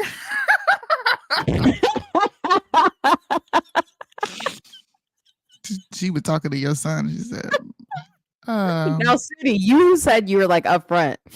Let's just say you were invited to somebody's house and they cooked chicken, but you didn't know how they cooked it, right? But they cooked it the way Cheryl cooked it, and you took a bite of that and it was nasty. Would you be like, "This chicken is nasty"? I'm not eating it. Okay. I'm not eating it. And if they ask me why I'm not eating it, because I don't know how you prepared it, and I don't eat everybody's chicken. But you said you would eat my food. Yeah, but you're borderline black, and I've seen you cook before. I don't got to worry. Now, if you was like, you remember this, I'm gonna pull this up. While I'm pulling it up, do you remember the white woman on the cooking show with the black woman? Just dumped. She didn't rinse the chicken off or nothing. She dumped it straight from the motherfucking container and put it in whatever she was gonna be cooking and didn't rinse it. Do you remember that video? With the chicken slime on it? Well, no, I do not. Pull it up. The black lady was like, I know you did not just throw this in here and didn't rinse it off. Right. Put some vinegar. It was on the news too. Hold on, let me pull it up. White woman. You know what grosses me out though? Like when people clean off it grosses me out when they do greens too, like when they fill up the sink. Because I don't know how you clean your sink. You know what I mean? And you're like washing your greens in the sink. It weirds me out. Like get a colander or something. Like just putting it straight in the sink like grosses me out. What you mean? You know, like when people wash their greens, right? And they make like a mixture of like just vinegar and water to wash the greens and get all the stuff off the greens. And they like, I've seen people like fill the like one side of their sink up with water and they like wash the greens on that side and then they like put them in a colander, rinse them off and then do it again. I don't know what it is about food being like in a person's sink, but like I don't know how did you wash the sink before you put your greens there? Yeah, you gotta wash the sink out before but I'm saying, do you assume somebody does? See? I can't find that video. But per the CDC, you're not supposed to clean your chicken off. It says do not clean raw chicken. The reason for that is because you're actually stirring up more bacteria that way. Because technically, when you boil your chicken, you're boiling all the bacteria away from it. Now, me personally, I don't really like the little slimy thing. So like I rinse it. I'll cut off like any weird things that are on the chicken, like, you know, fatty, anything. That's just me. But you can actually risk getting more bacteria around your kitchen by doing that. By cleaning it? Yeah, because like the splash, even though you're not maybe seeing it, but like water is splashing up. And so it's putting bacteria around your kitchen. But like I clean my kitchen all the time. So I don't know. But I mean, I don't go aggressive with it. I've seen some people like really clean their chicken. Well, there was of course, she had to be white. There was a white woman who washed her chicken in bleach. I said, why would you put bleach on it? Now, when it comes to like frying it, I would definitely like wash it and pat it dry because like you want the seasoning to stick to it. You know, like you don't want to like have sopping wet chicken. So see, I've never dried chicken off. That seems like a very odd thing to do to me. It gets crispier, actually. Crispy. Mm-hmm. I can't find the video, man. If you let your steaks sit at room temperature and not fry them when not cook them when they're cold, they actually cook better at room temperature than they do right from the refrigerator. Cross-contamination. Well, you know, I don't really eat much chicken. I don't really cook much chicken. But when I do, it's definitely getting rinsed off in hot water. And I'm definitely taking the membrane off because who the fuck wants to eat that? That's nasty. You know, Wait, you're talking about the skin The membrane underneath the skin. The slimy part. Oh yeah, you're talking because it depends like what type of chicken, breast, whatever. Oh, I only eat boneless. And if I do eat a chicken wing, it's like the wings separated. Oh, see, I gotta have a bone in my chicken, honey. I can't have no chicken breast. No. Boring. Bleach is a bit. Cheryl said bleach is a bit much, but chicken is very nasty raw. Do you think bleach is a bit much? I think you boiling chicken and then slapping some egg and breadcrumbs on it and parboiling it. And then throwing a dash of table salt on the end of it and being like, What? You know what I should do is Cheryl should email me the recipe for this chicken and I should make it and tell y'all what it tastes like. You should make it and make a video from it and tag Cheryl. I totally should and do like a taste test. Do it. Ooh. Ugh.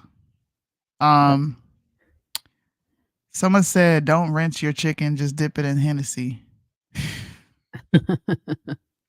I mean, if you're cooking your chicken, you're cooking all the stuff off of it. At the end of the day. Hennessy? Can you imagine Hennessy fried chicken? That's some ghetto shit right there. I bet you there's somebody who's attempted to do that online. Hennessy fried chicken. Nasty. That actually sounds kind of good. Maybe like a Hennessy barbecue sauce. Like a barbecue sauce made with Hennessy is probably really good. Hennessy tastes like. I love Hennessy. What? Yeah. Hennessy's good. I love Hennessy. I used to drink Hennessy from the bottle. I cannot do that now. Yeah, you're Mo. Listen.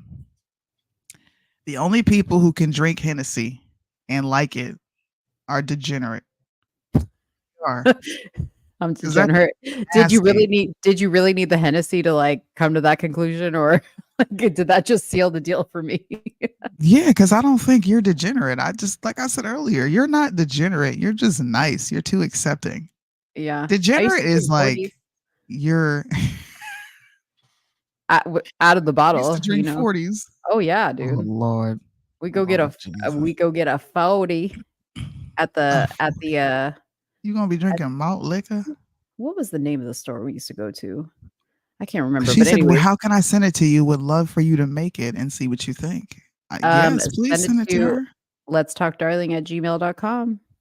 I need Hennessy marinade with some garlic is good. Y'all are nasty. Heck yeah. That's like having beard battered chicken or fish. Ugh. That's good too.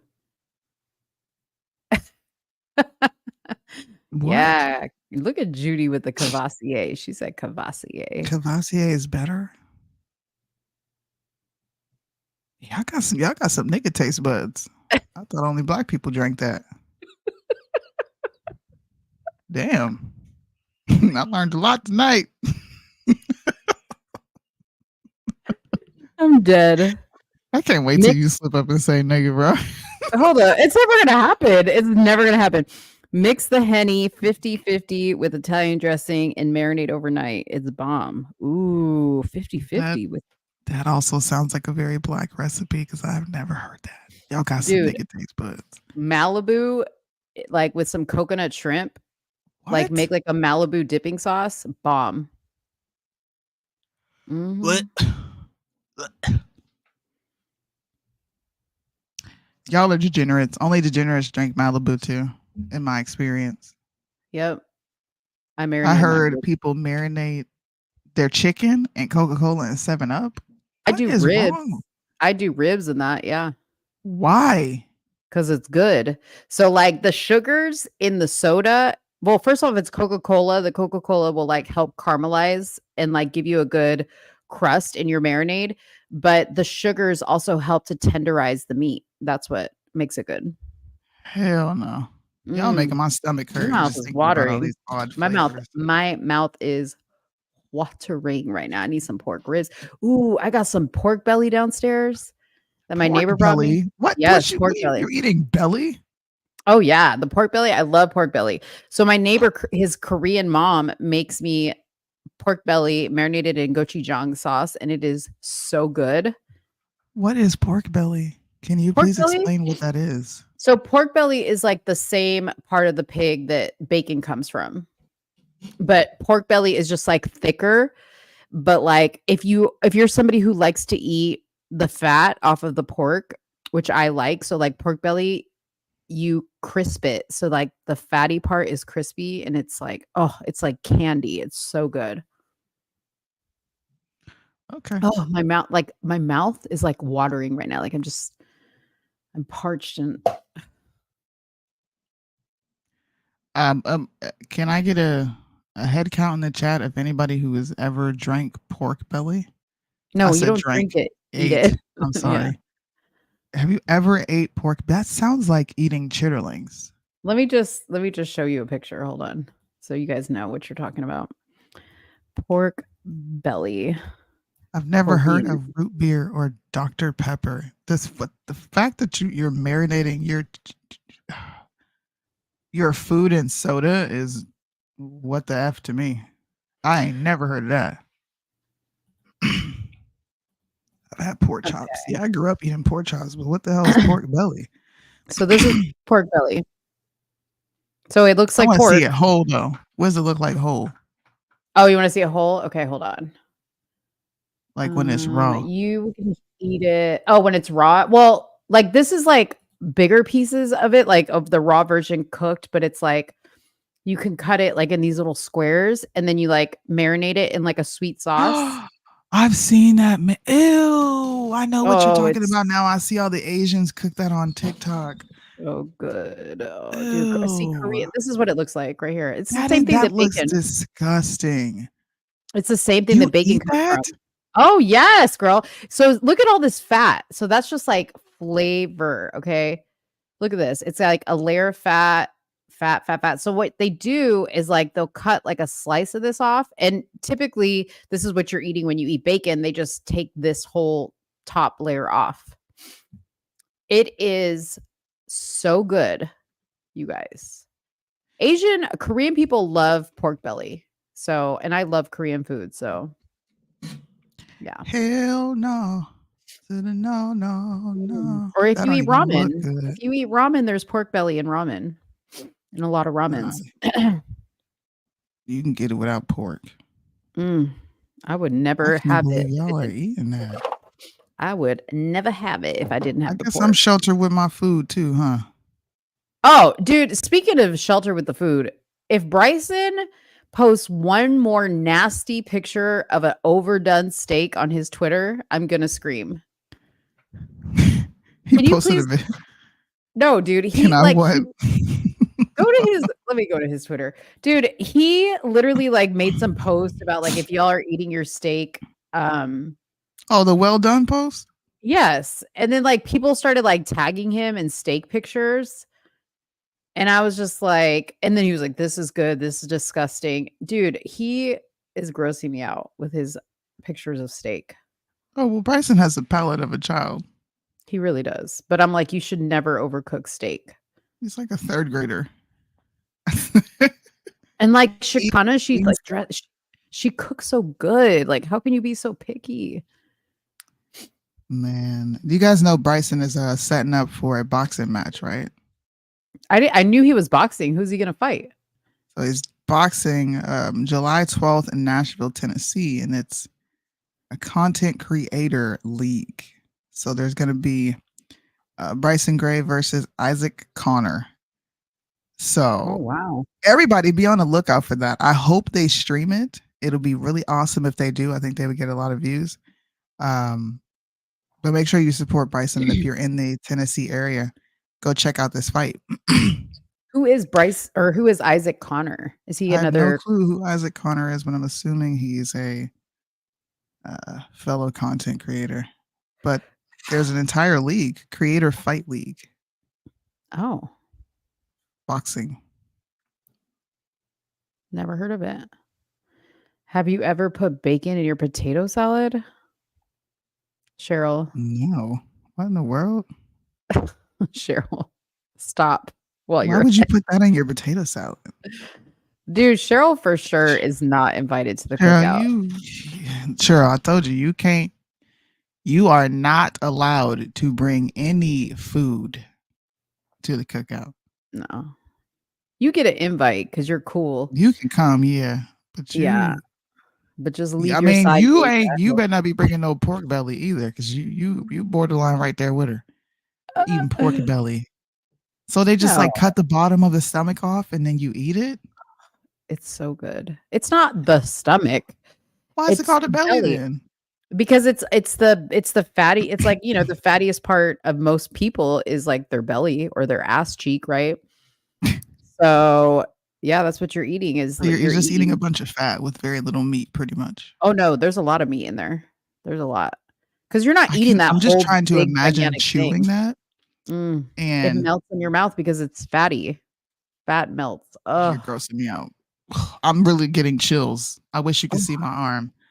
I'm getting what you call them, goosebumps from how you're describing this. My mouth is just like watering. Pork belly is so good. This seems to be something that people eat. I have never in my life had pork belly ever. It's like the best. It makes Do you me eat happy. tripe? No, I don't really like tripe. That's not anything. Okay. To me, I don't know. I mean, we cook it like in Puerto Rico. We call it tripa, but like I don't like the way it's prepared.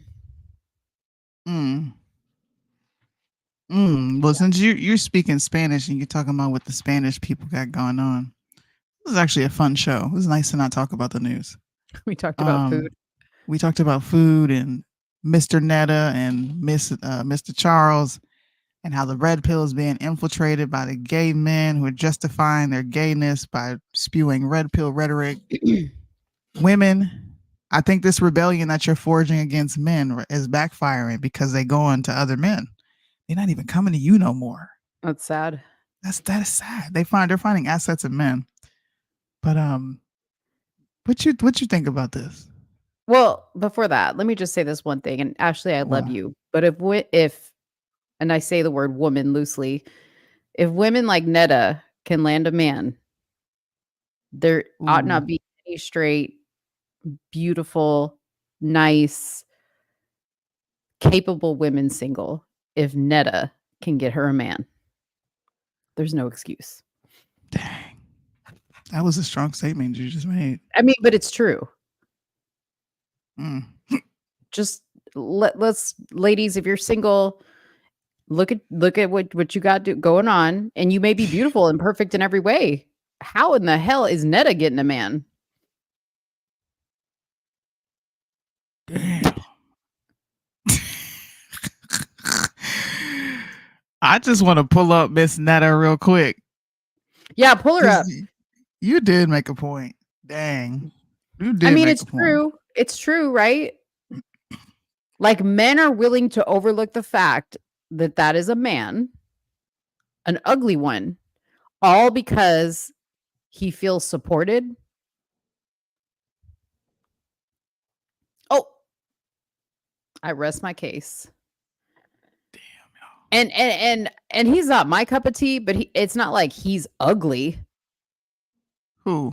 Him. Like, he's not my cup of tea, but I wouldn't Charles? put him in Charles just looks slow. He looked like he a little delayed. I wouldn't put him in the ugly category. And look at Netta. Look at Netta.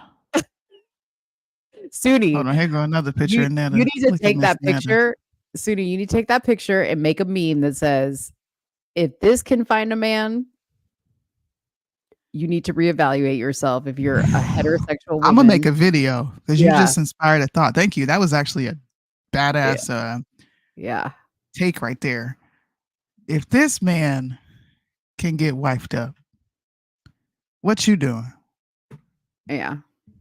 I feel and Jacqueline, I'm not saying that to say feel ugly, but maybe just like Ashley, some women are being a little too critical, right? Like Netta obviously found herself a good man that she likes, and he's willing to overlook the fact that she's got, beans and franks in her pants. That says a lot. I'm just saying. You ain't shit. Wow. Okay. I think I got logged out of Facebook. Holy shit. I did. Damn. I have to figure that out. Dang. All Can right. y'all see the picture? Yeah. Hold on. Look at this one. I'm sorry. Is this Netta's Facebook that you're on? Yeah.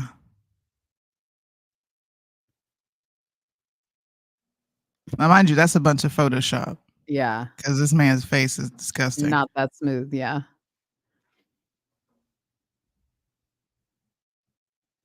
This dude got a whole ass man. You know what you should do is put Netta's picture next to Jennifer Lopez's picture and be like, Netta can keep a man and this one can't. I'm about to download it right now. Ooh, that's rough, man. Imagine waking up to that. Imagine kissing that. Imagine laying down with that. Ew. I don't know. And that's Netta made up. Imagine Netta in the morning. Oh, we got it. You want to see Netta in the morning? Yeah, Netta with no makeup. Let's see. Hold up. Shannon Sharp, Marlandon. Marlandon, you're wrong for that. That's Netta in the morning.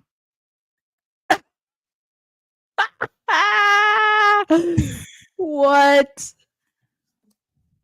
Well, I'm gonna use this picture and put Jennifer Lopez next to it.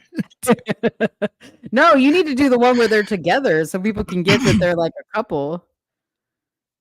Okay, I got you. Or even splice the video of him saying what he was saying about her and then be like, look at Ben Affleck's face sitting on the curb, smoking another ciggy, looking miserable.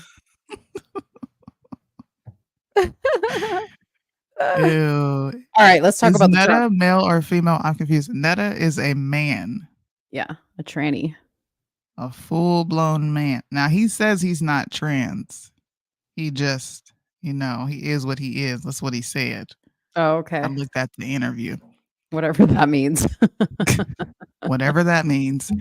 But Trump says if he's reelected, any non-citizen who graduates from American college will automatically get a green card. Now, his campaign has since retracted that statement. And I think we could probably all gauge why. Because I think Trump is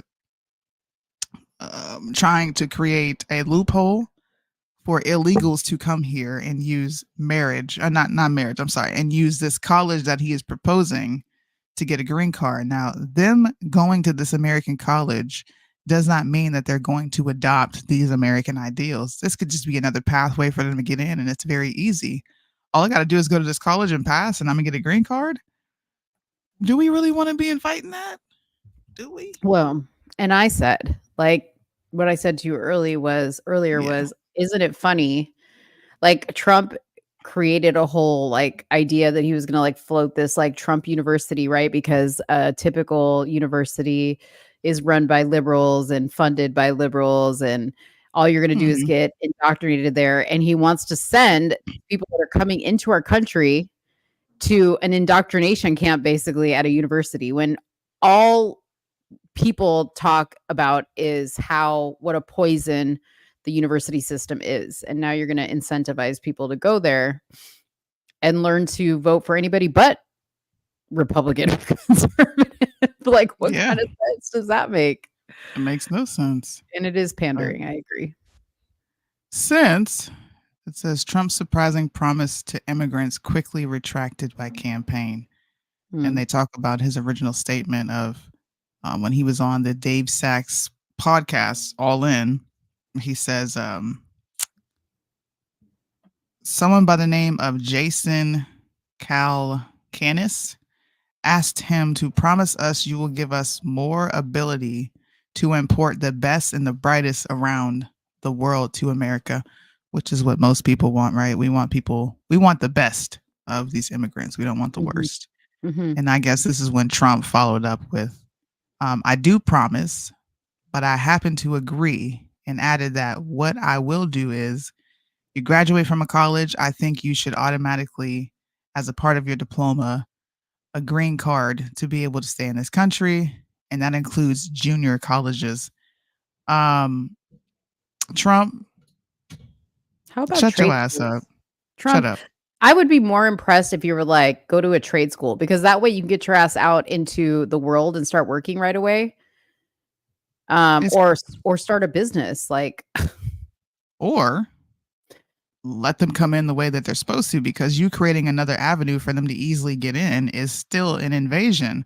You don't think these people are gonna hit the pavement running, trying to get to these colleges to make sure that they can exist in America? That's an easier way for them to get there. School is half the battle. Yeah, and then they're going to be taking up all the grants, all the freaking school loans, and then not paying them back. Oh, Lord. Trump, Yes. Come on. What are you doing, buddy? You're creating more degeneracy. You got to do something better, Trump, because you trying to give these people a pathway into this country, and I think he needs to come out and like retract that full send, because you're doing well in the polls, buddy. You're doing well in the eyes of Americans, and especially for those of us who want some sort of security in this country. But now you're creating another insecure moment for us, to where now we have to worry about them sucking up resources going to school, because how are they going to pay for this? Yep. They have to take out loans. Are they going to be forced to pay these loans back? If they're getting this, like they're essentially getting all this for free, who's footing the bill for them to do this? Exactly. I'm not interested in my tax dollars paying for the education of some immigrant. I agree. Especially since we're forgiving student loan debts. Some dude posted his debts being forgiven, and he said, shout out to Joe Biden. And he really got his loan forgiven. It was like $7,000. Dude, somebody that Dave works with, he got a letter. He didn't even apply for it. Right, Dave? Wow. He didn't even apply for it. What's his name? Dom? He didn't apply for his student loan to get forgiven. He just got a letter saying it was, right? Yeah. I want to read some of the comments. Someone says, this is actually a W. Graduating from a college shows merit, that you should be a citizen. No, it doesn't. I believe Trump is aiming to recruit the immigrants that are smart in tech. What do y'all think? He doesn't specify. You don't need a college degree for that. You really don't. You can go get a trade, and you need to be able to pay for it. Yeah. At the end of the day. I don't know. I'm probably going to do a video outside of this and question people what they think about Trump potentially giving these people an option to get in here via American college. And what does this look like for the future of America if this does become a thing and he does actually go forth with it? What does it look like? Yeah. So I guarantee you they're going to send one of the best, and then the best is going to send for the worst, and we're going to have a full-blown issue in this country. So did it say why they retracted it? No, it didn't say why they retracted it. I'm looking for it to see if there is anything anywhere to explain why there was a retraction, but I don't know. I think Trump has somebody new running his campaign, but I think that he still has like some people in his camp that don't necessarily have the best intentions for him.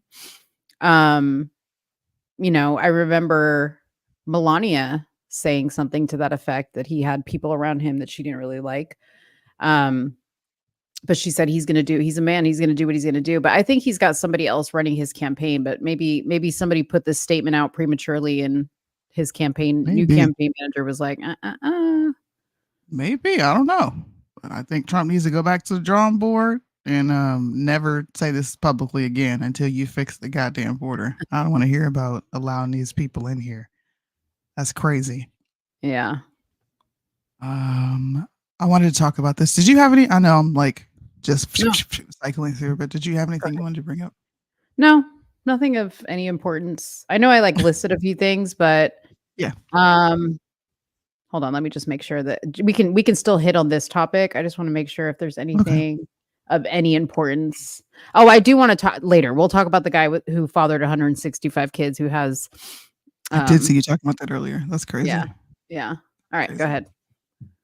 So Nick Fuentes has been super active on social media, and he and the Groypers have been posting this track AI pack to see how many politicians are being funded by an Israel lobbying group. And I thought it was pretty, what's the word I'm looking for? It's like, it's not sinister, but it's like a very subtle, like sinister thing to know that this country that has been involved in so much is now able to control politicians in this country that we live in. And when I say this country, I don't want to say the I word because I really don't want to get taken down. I promise you I don't. But you guys know what country I'm talking about. They have so much control in the states. And I often bring up legislation, which is the most important thing, especially legislation that is against our freedom of speech and our freedom to think freely.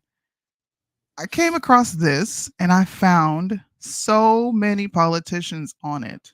So it gives their political party and it gives how much they've been given from this lobbying group. Now, this right here I'm looking at is the Senate. Wait till you see the House. The House is so broken down by state. Look at this, bro. We have to go through and click state by state to see which candidates are being funded. And right away, you see Kate Kamak. She went viral a few times for speaking out against the corruption in the voting system. She's been getting money from them right now. She's at 44K. Who else is really popular on here? Anna Paulina is up there, Republican. Oh, wow. People like to, you know, love really, her. but they love to big her up, right?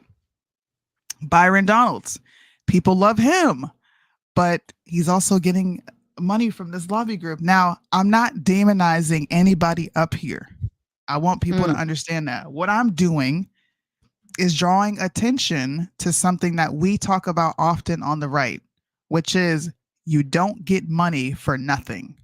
They're not going to fund you if you're not going to go in there and push whatever initiative or agenda that they have. So I just wanted to bring this up to have people really look into the candidates that they're supporting and see, what are you doing, Byron Donalds, to get $84,222 and from this APAC? You're sponsored by them. What are you doing? Did you figure out who was running this site? I don't know who is running the site. No, I don't. Interesting. I have no clue. So this was Florida that we just looked at. We can go all the way up. Alabama here, bunch of Republicans. Alaska, one Go Democrat. to my state, Texas. Want to go to Texas? Andy Biggs, by the way. People love bringing him up. He's funded by APAC. Let's go all the way down to Texas. Jeez. There's one dude in Hawaii.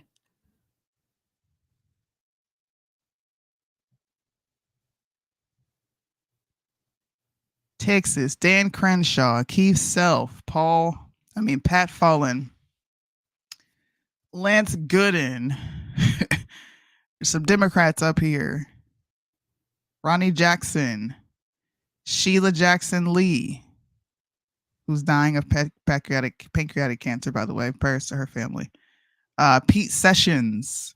Oh, Lord, my neighbor Beth. Your neighbor. Oh, that's your neighbor? Oh, yeah, she's my neighbor. Beth is sponsored by AI Pack. Wesley Hunt, and I love him. I follow him. He is sponsored by AFPAC, and he's gotten $139,000 from them. What are you doing in return for these people to give you this money? Burgess Owens. Everybody loves this guy, but what is he doing to get money from this group? What about what's her name in Arizona? Who? Oh, she's governor. She wouldn't be on this list. Would she be on this list? Who? What's her name with the short haircut? Is always on Trump's nuts. I don't know. Oh, you're talking about what's her name? Oh my God. I'm like, why is the name Kathy on my mind? Yeah. I know who you're talking about, but I just can't think of Carrie Lake. Kari Lake, yeah. I can't stand her. So this is actually a nice website. They have the ability for you to support. So if anybody is running that is being supported by this lobbying group, what they do is give you a link here and you can look at all the people that are going to be potentially running against these pro APAC candidates, and you can support an anti APAC candidate. Now, of course, you're not going to support Ayanna Pressley. She's batshit crazy. You're not going to support a Cori Bush. You're not going to support Ilhan Omar. You're not going to support an AOC, but there's definitely other candidates up here that you can look into and see what they stand for. But the main reason I wanted to bring this up is because I want to show people that it's very important to understand who you are voting for. And I'm going to go to my city, my state, who you're voting for and what they stand for. Because it's easy to be deceived in all this. A bunch of Republicans in the state of North Carolina. My people rule the world, like Kanye said. Listen, they really do. Don really Davis has gotten over $500,000 in the state of North Carolina from this PAC. It's not even just Republicans; it's Democrats as well. Jim Jordan, I love him. I think he's great. People wanted him to be Speaker of the House, but what is he doing for this money? What does he have to do? What does he have to push? Is the question that we should all be asking.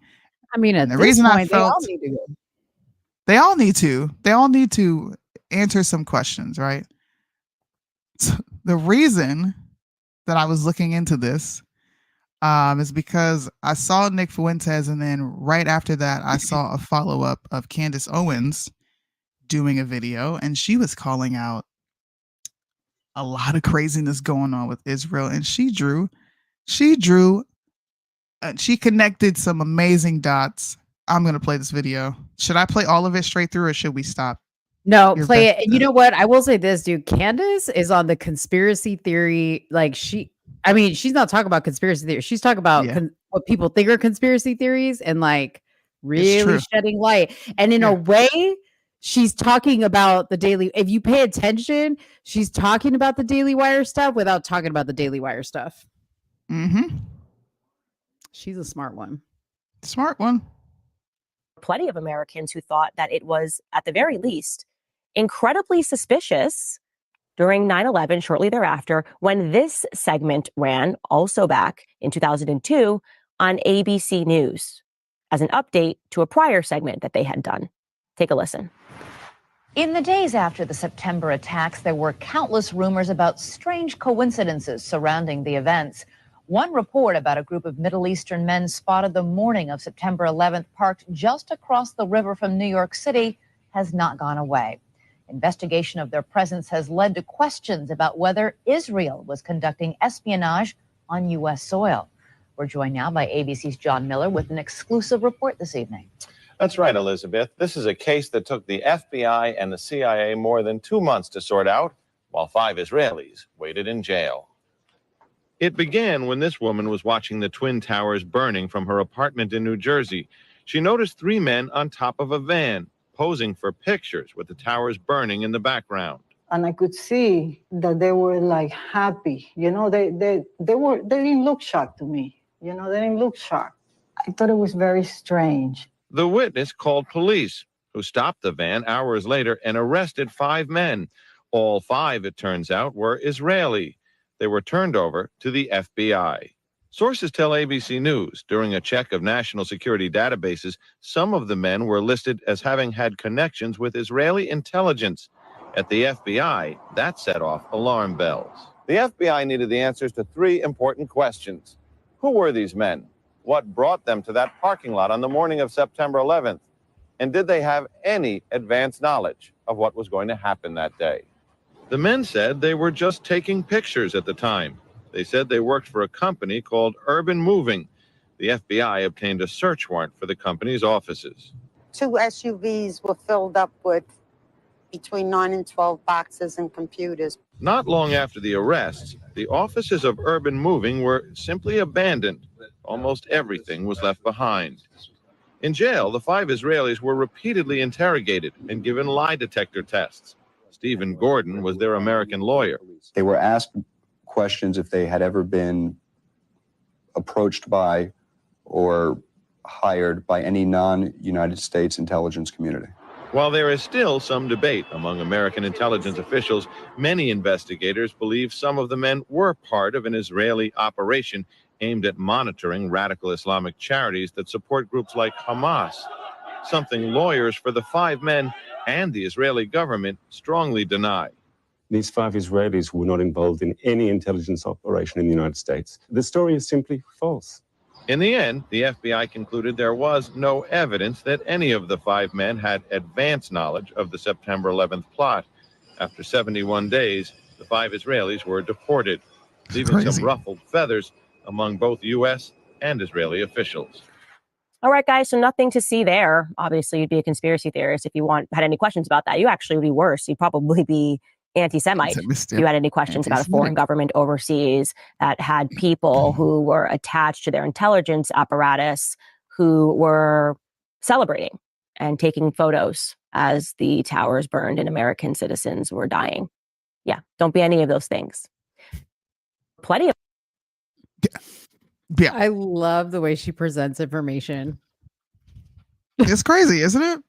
All these things that are coming out, all these things that people are uncovering, all these independent influencers who are talking about dangerous legislation as being proposed, the attack on the Bible, on Christianity, HR 6090. Guys, please don't forget that.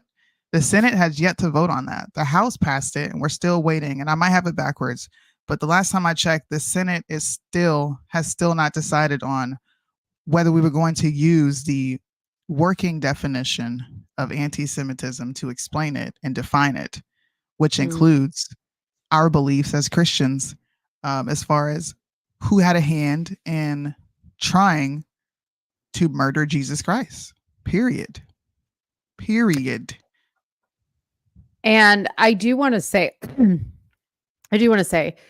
go and watch these Candace episodes, guys, and pay attention, okay? Because in the episode where she talks about Brigitte Macron, I said this last week, she starts off the episode with saying the FBI has a long history of using propaganda and Hollywood and news to tell you what to think. Okay. CIA. Then followed by that, she did the episode on the neocons want World War III. She did an episode on unanswered questions, which is where the clip that Soonie just played came from. And today she did a great interview with Dave Smith versus Ami Kozak on Israel versus Palestine. Another person fired for criticizing Israel, no freedom of press. Okay. She is proving her point that everything we've ever been taught, and you guys laugh when I say this, and I'm not saying this because I'm an anti-Semite. I'm not saying this because I'm a Nazi supporter, but like, I wish we could raise Hitler from the dead, okay, and interview him and ask some questions and be like, what really was your beef with the exactly? Like, what really was the problem? That is the overarching question that everyone shies away from. This is why I tell people, you don't have to take in everything in this movie that I'm about to reference, but the last Battle of Europa, okay? I've watched it 4 times. You don't take everything in there because there's a lot of misquotes in there, I'll be honest. But the history behind it is something that you can go look into, and you're going to then have the same questions that you've heard me say. Why have these people been kicked out of every freaking nation that they've existed in? And why is this one group the only group that has the power that they have and the ability to use their traumatic history? I can't say the word, but you know what I'm talking about, the H word. They are the only group that get to use it as a crutch in 2024 and explain everything away. Well, the reason is because Hitler demonized us. So, the banking, those conspiracy theories, no, No, it's not true. The lawyers, all these people coming in and doing perverted things in these countries, introducing the LGBTQ shit, that's in the history of them too. No, that's all conspiracy theories. Go watch that movie. It's on BitChute. And what's the other one? There's another. The other one about the moon landing that we were talking about earlier. Yeah, I'm going to talk about that too. That's fucking crazy. Yeah. That's crazy. Yeah. And we're not saying this because we are like promoting anything. Okay. It's just to Candace's point, you should be able to question things. And when it gets to a point, which this has, where people are getting fired, are getting canceled for questioning this particular subject, doesn't that make you go, well, why can't I question it? Like, why is the punishment so harsh for even questioning it? Like, doesn't it make you want to be more curious? Because if there is nothing to hide, then let me question it. And let the facts speak for themselves. But the problem is, who wrote the facts? Who wrote the facts? Did you know the quote, winners write history. Yeah, not the losers. Something about the victors. Yeah, the victors of war write the history.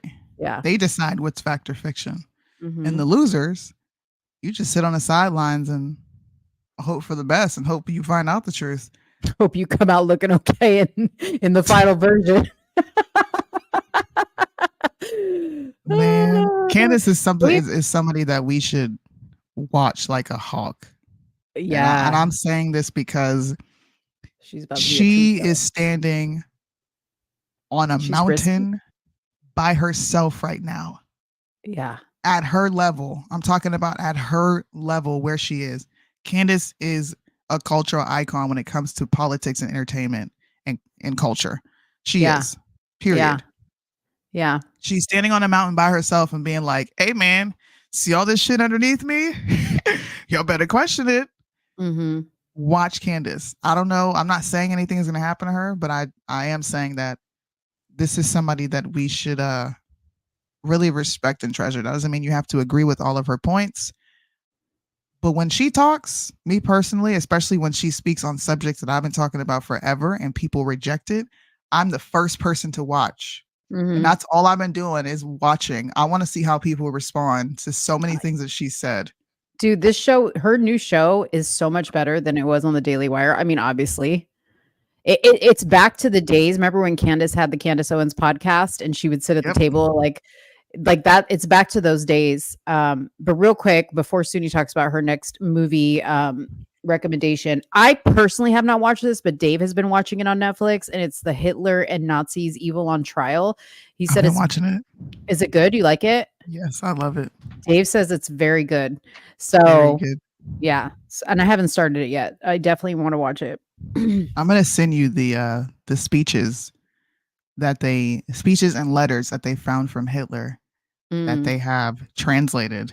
Mm-hmm. And we have already raised Hitler from the dead. You can listen to what this guy is saying and be like,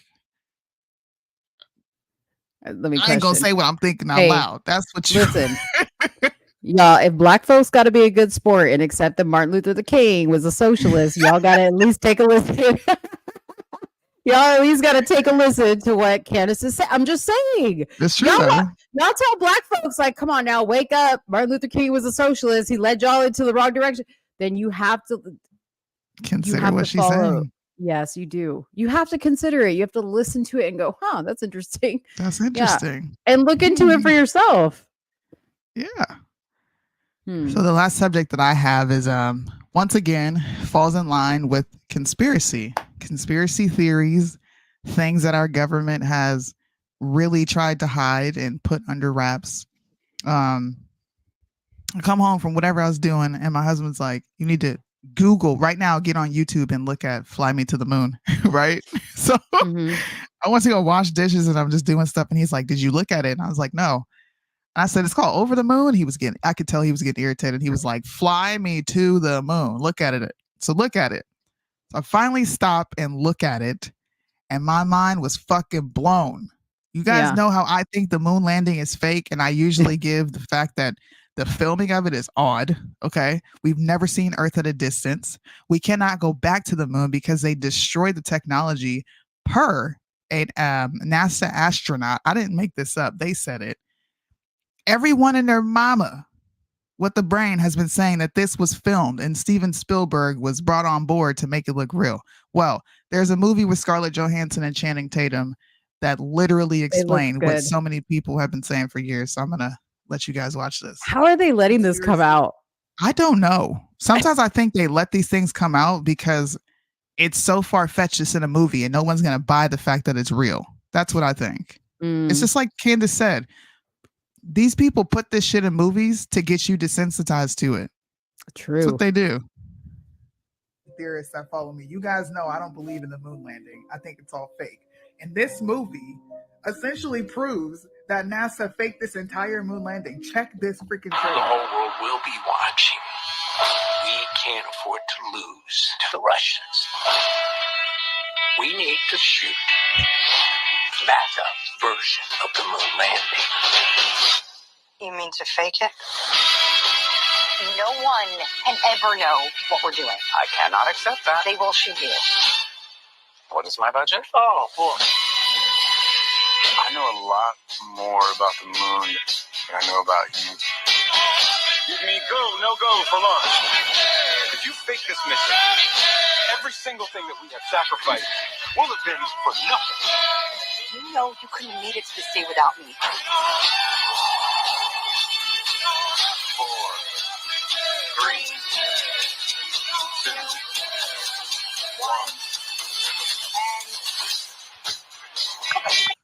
1. For all my moon landing Your face. You're like, because you're so I was excited. shook. I was shook watching this. They're openly saying the quiet part out loud. Yeah. We want to be the first. We have to beat Russia. Is this not very reminiscent of what we hear today? We got to beat Russia. We got to beat China. You don't think these people, because people often ask me, Soonie, why would you say that the moon landing is fake? What would America benefit? Being first. What are you talking about? If you're the first country to do this, you set the tone for the rest of the countries. Everyone's going to be looking at you to be the example. I want to, because I loved your video because it was a good reaction video, but I want to play the full size version of the trailer because I really want people to see like what you were excited about, because I feel like we couldn't really hear the movie part of it or see it much because it's so tiny. So I want to play this, but interestingly enough, listen to the little opener before the trailer rolls. No way are they cleared for this. I mean, come on, we got to bend the rules like just this once. So what you're about to see is classified, just a quick peek of Fly Me to the Moon. NASA needs a marketing specialist, and you are the best. The Mustang Fastback, 355 horses for him, seat belts for the family. Just lucky that my water didn't break in there. Hi, Ron. Why on cars when you could think bigger? Fly me to the Liftoff. We have liftoff. You must be the launch director. You're the killer from Manhattan. Change plans. Now that we know the whole world will be watching, we need backup of the moon landing. You mean to fake it? What? No one can ever know what we're doing. I cannot accept that. They will shoot you. What is my budget? Oh, 11 is a go for launch. Places, everyone, look sharp. If you fake this mission, everything that we have sacrificed will have been for nothing. 5. This order from the tippy top. 4. We can't cross the wall to dream. 3. Going around the corner, we'll see you on the other side. 2. And action. I want you to walk as if you're carrying your mother. She's frail, but also heavy. Fly me to the moon. Man, I am so excited about this. I wish we could do a watch Moon party. landing is fake, y'all. We ain't never been to the fucking moon. We've never been to the moon. Why? And this is based on a true story, by the way. This is not something that was drummed up in Hollywood. This entire story is based on a true story. This lady exists. I forget what her name actually is, but this woman exists and they definitely hired her. Why? The whole world is watching. We must be first.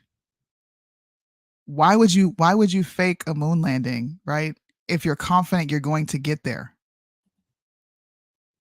Either way, you're confident you're going to get there, right?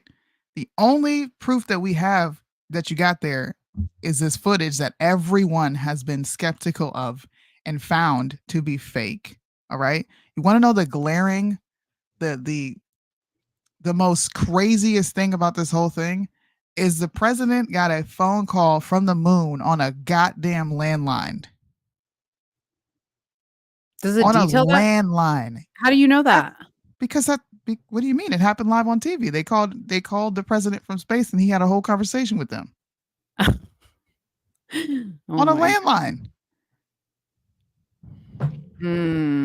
So all the people, oh my God, Sonny, you're such a conspiracy theorist. Why would the government lie? I hope you watch this movie because I'm going to watch it. It comes out July 7th. I know the date. Okay? On when? On what platform? I think it's Apple TV. Oh, Apple TV. Okay. And I'm going to buy Apple TV just to watch this. Just to watch it. Damn. I'm going to be right again. We're going to talk about it after we watch it. It comes out on the 18th? The 7th of July. Oh, the 7th of July. Damn, that's a long time. Oh, it's not. Right. It's already the 21st of June. It's a long time. It's a long time in my eyes. All right, guys. One last story. This is just a fun one because I thought it was interesting. So this guy that they're dubbing, it's called Fly Me to the Moon, Tito. And it's on Apple TV. All right. So this guy, he's been deemed the sperminator. Okay. He's got Nick Cannon's track record in a chokehold. Okay. This guy has he welcomed his 165th kid just before this last Father's Day. But the funny thing is that he's not just a sperm donor. He claims to have a relationship with all these children. Okay. Although he says he is going to be retiring as a sperm donor, he will continue to remain committed to maintaining healthy relationships with the children he has fathered up until this point. He would like to continue expanding his family planning efforts with 10 women currently pregnant in Zimbabwe, Long Island, Israel. Oh, great. Israel, New York City, Nigel, I'm sorry, his last name Nigel, addressed potential health risks for his offspring as his main reason for retiring. Additionally, financial constraints and difficulties in his personal dating life due to his unique situation. How do you explain 165 children? That's wild. He started his sperm donor journey only 8 years ago. So in 8 years, he's fathered 165 children. He's provided sperm samples to 1 or 2 women each week through various methods, whether it is clinical or non-sexual interactions. He says, moms don't want me to play a role, but I leave them the option if they change their mind. And most do once the child gets a little older and starts asking questions. For Father's Day, he planned to visit the Bronx Zoo with some of his children and their mothers. He is also a professor at Kingsborough Community College. So, congratulations to this guy. He's trying to be a father to all 165 of his kids. Man, that is so funny. That's ridiculous. That's a lot of cheering. A lot of children. Yeah. She can't say it. You sounded like a whole white woman. You said a lot of children. I can't say it. It's children. Children. Don't say the L. Children. I did children. Children. Am I saying children? Yes. Children. Cheering. Oh, now it's cheering. That's what I've been saying. Judy, don't try to corrupt me. Cheering. Come on. You know what they say deep in South Carolina? They say chillin'. Come get your chillin'. Come get your chillin'. Chillin', yeah. Churrin'. Look at Marlandon like. This is how you say it. He said this is how you spell it. Cheering. Get your chaps. Oh, man. Well, this is a fun show. I actually had fun not focusing too much on the news. I had a lot of news subjects, but People Sometimes love it gets the food boring. talk. People love the food talk. Yeah, Cheryl, don't you ever in life fry no chicken like that again. And please make sure you send it to Mo, because Mo, I think you should make a whole cook video, and then at the end try it and see how I it will. tastes. I'll film. You know why? Because he's been telling me for the longest time that I need to do cook videos because he's like, you're always cooking. And you know what I need to get on Amazon? They have this like little neck thing, and you can like hang your iPhone from it so it looks down. So I need to order that so that I can film like, and I can use my both hands. You know what I'm saying? But it'll film the whole thing. So yeah, I'm gonna make that happen. So please Do it, because we got to test out this boiled fried chicken that you got going on. watch Cheryl's recipe. How it's always like ingredients needed. It's gonna be salt, breadcrumbs, and boiled water. That's what it's gonna say. But you don't put the salt on it until after you fry. Oh, and egg. We need egg too because she put in the egg after she parboiled it. Say table salt now. Don't be using no Lowry's. Table salt. That's it. We are gonna try this chicken. I am so curious to see how this tastes. You know what I should do is I should get some black friends together and have them try the chicken. Yeah. Yes. We should do that. Cause you ain't right. You ain't right, Cheryl. Cheryl. You ain't right. Is it not Cheryl? Is it Cheryl? I'm sorry. I say Cheryl. It's Cheryl. She says Cheryl. It's Cheryl. I can't say it right. Cheryl. Damn. That seems like too much. Khan says he was supposed to pick up his kids, but he watched the show instead. We appreciate that. Oh, damn. Well, I'm glad. Go get your kids. Go get your children now. Don't be leaving them children behind to come watch us. But I am so, what do you call it? It's a compliment that you would rather watch this show. Is it really a compliment?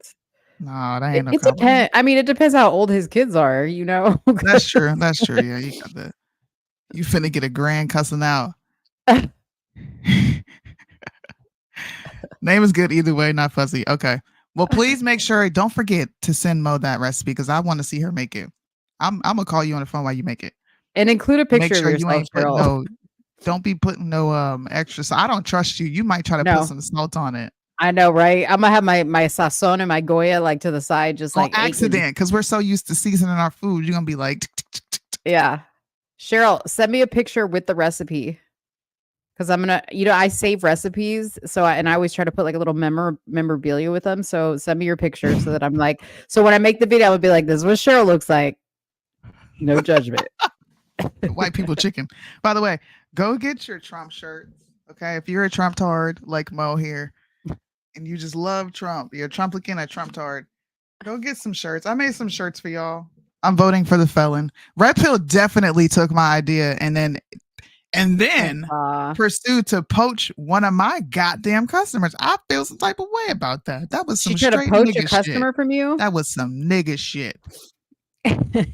What'd she do? Who'd she poach? Cyrus. Oh. She said, I seen you one for free. I'm like, oh, that's how you gonna do me? See, black folks ain't shit. You can't trust them. Can't trust them. Or you can't trust them. Don't never bring no black folks. Which one? No, you can't. Don't ever bring no black folks around your business, your business, or your husband, or your wife. Yeah. I made a 4th of July and I'm giving it to her for free. See, I told you. She said, tell the story. All right, y'all. We're gonna get out of here. Thank you for hanging out with us this Friday. We will be back. Don't you have something to do? What? Next week? Not next week, no. So my schedule goes as follows. Hold on. Where is my calendar? So July, I have 2 dates. I mean, you're gonna be like outsies, what, in August? Probably the end of July. Okay, I'll only be able to do stuff from my phone. So I'm good. I mean, for right now, unless something were to come up, but I'm good all the way up until July 25th. Okay, so I'll be able to do a Tuesday show that week, but no Friday show. And then August 2nd, I won't be able to do that show. Well, sorry. So I'm make hungry. Make yourself some other plans, people. The debate is June 27th, and you'll see a video populate on YouTube for us. It's already been created, but YouTube won't show it until the date approaches. So, well, make sure you come back to watch the debate with us. We'll be back Tuesday. Bye, guys. I gotta go urination sample. You know how it goes. Okay, I gotta pee. Okay, I'm trying to chew my food. And bye, say guys. Bye. Bye. Bye. So when you're done getting high, it's over when the party's over. Where you going when the party's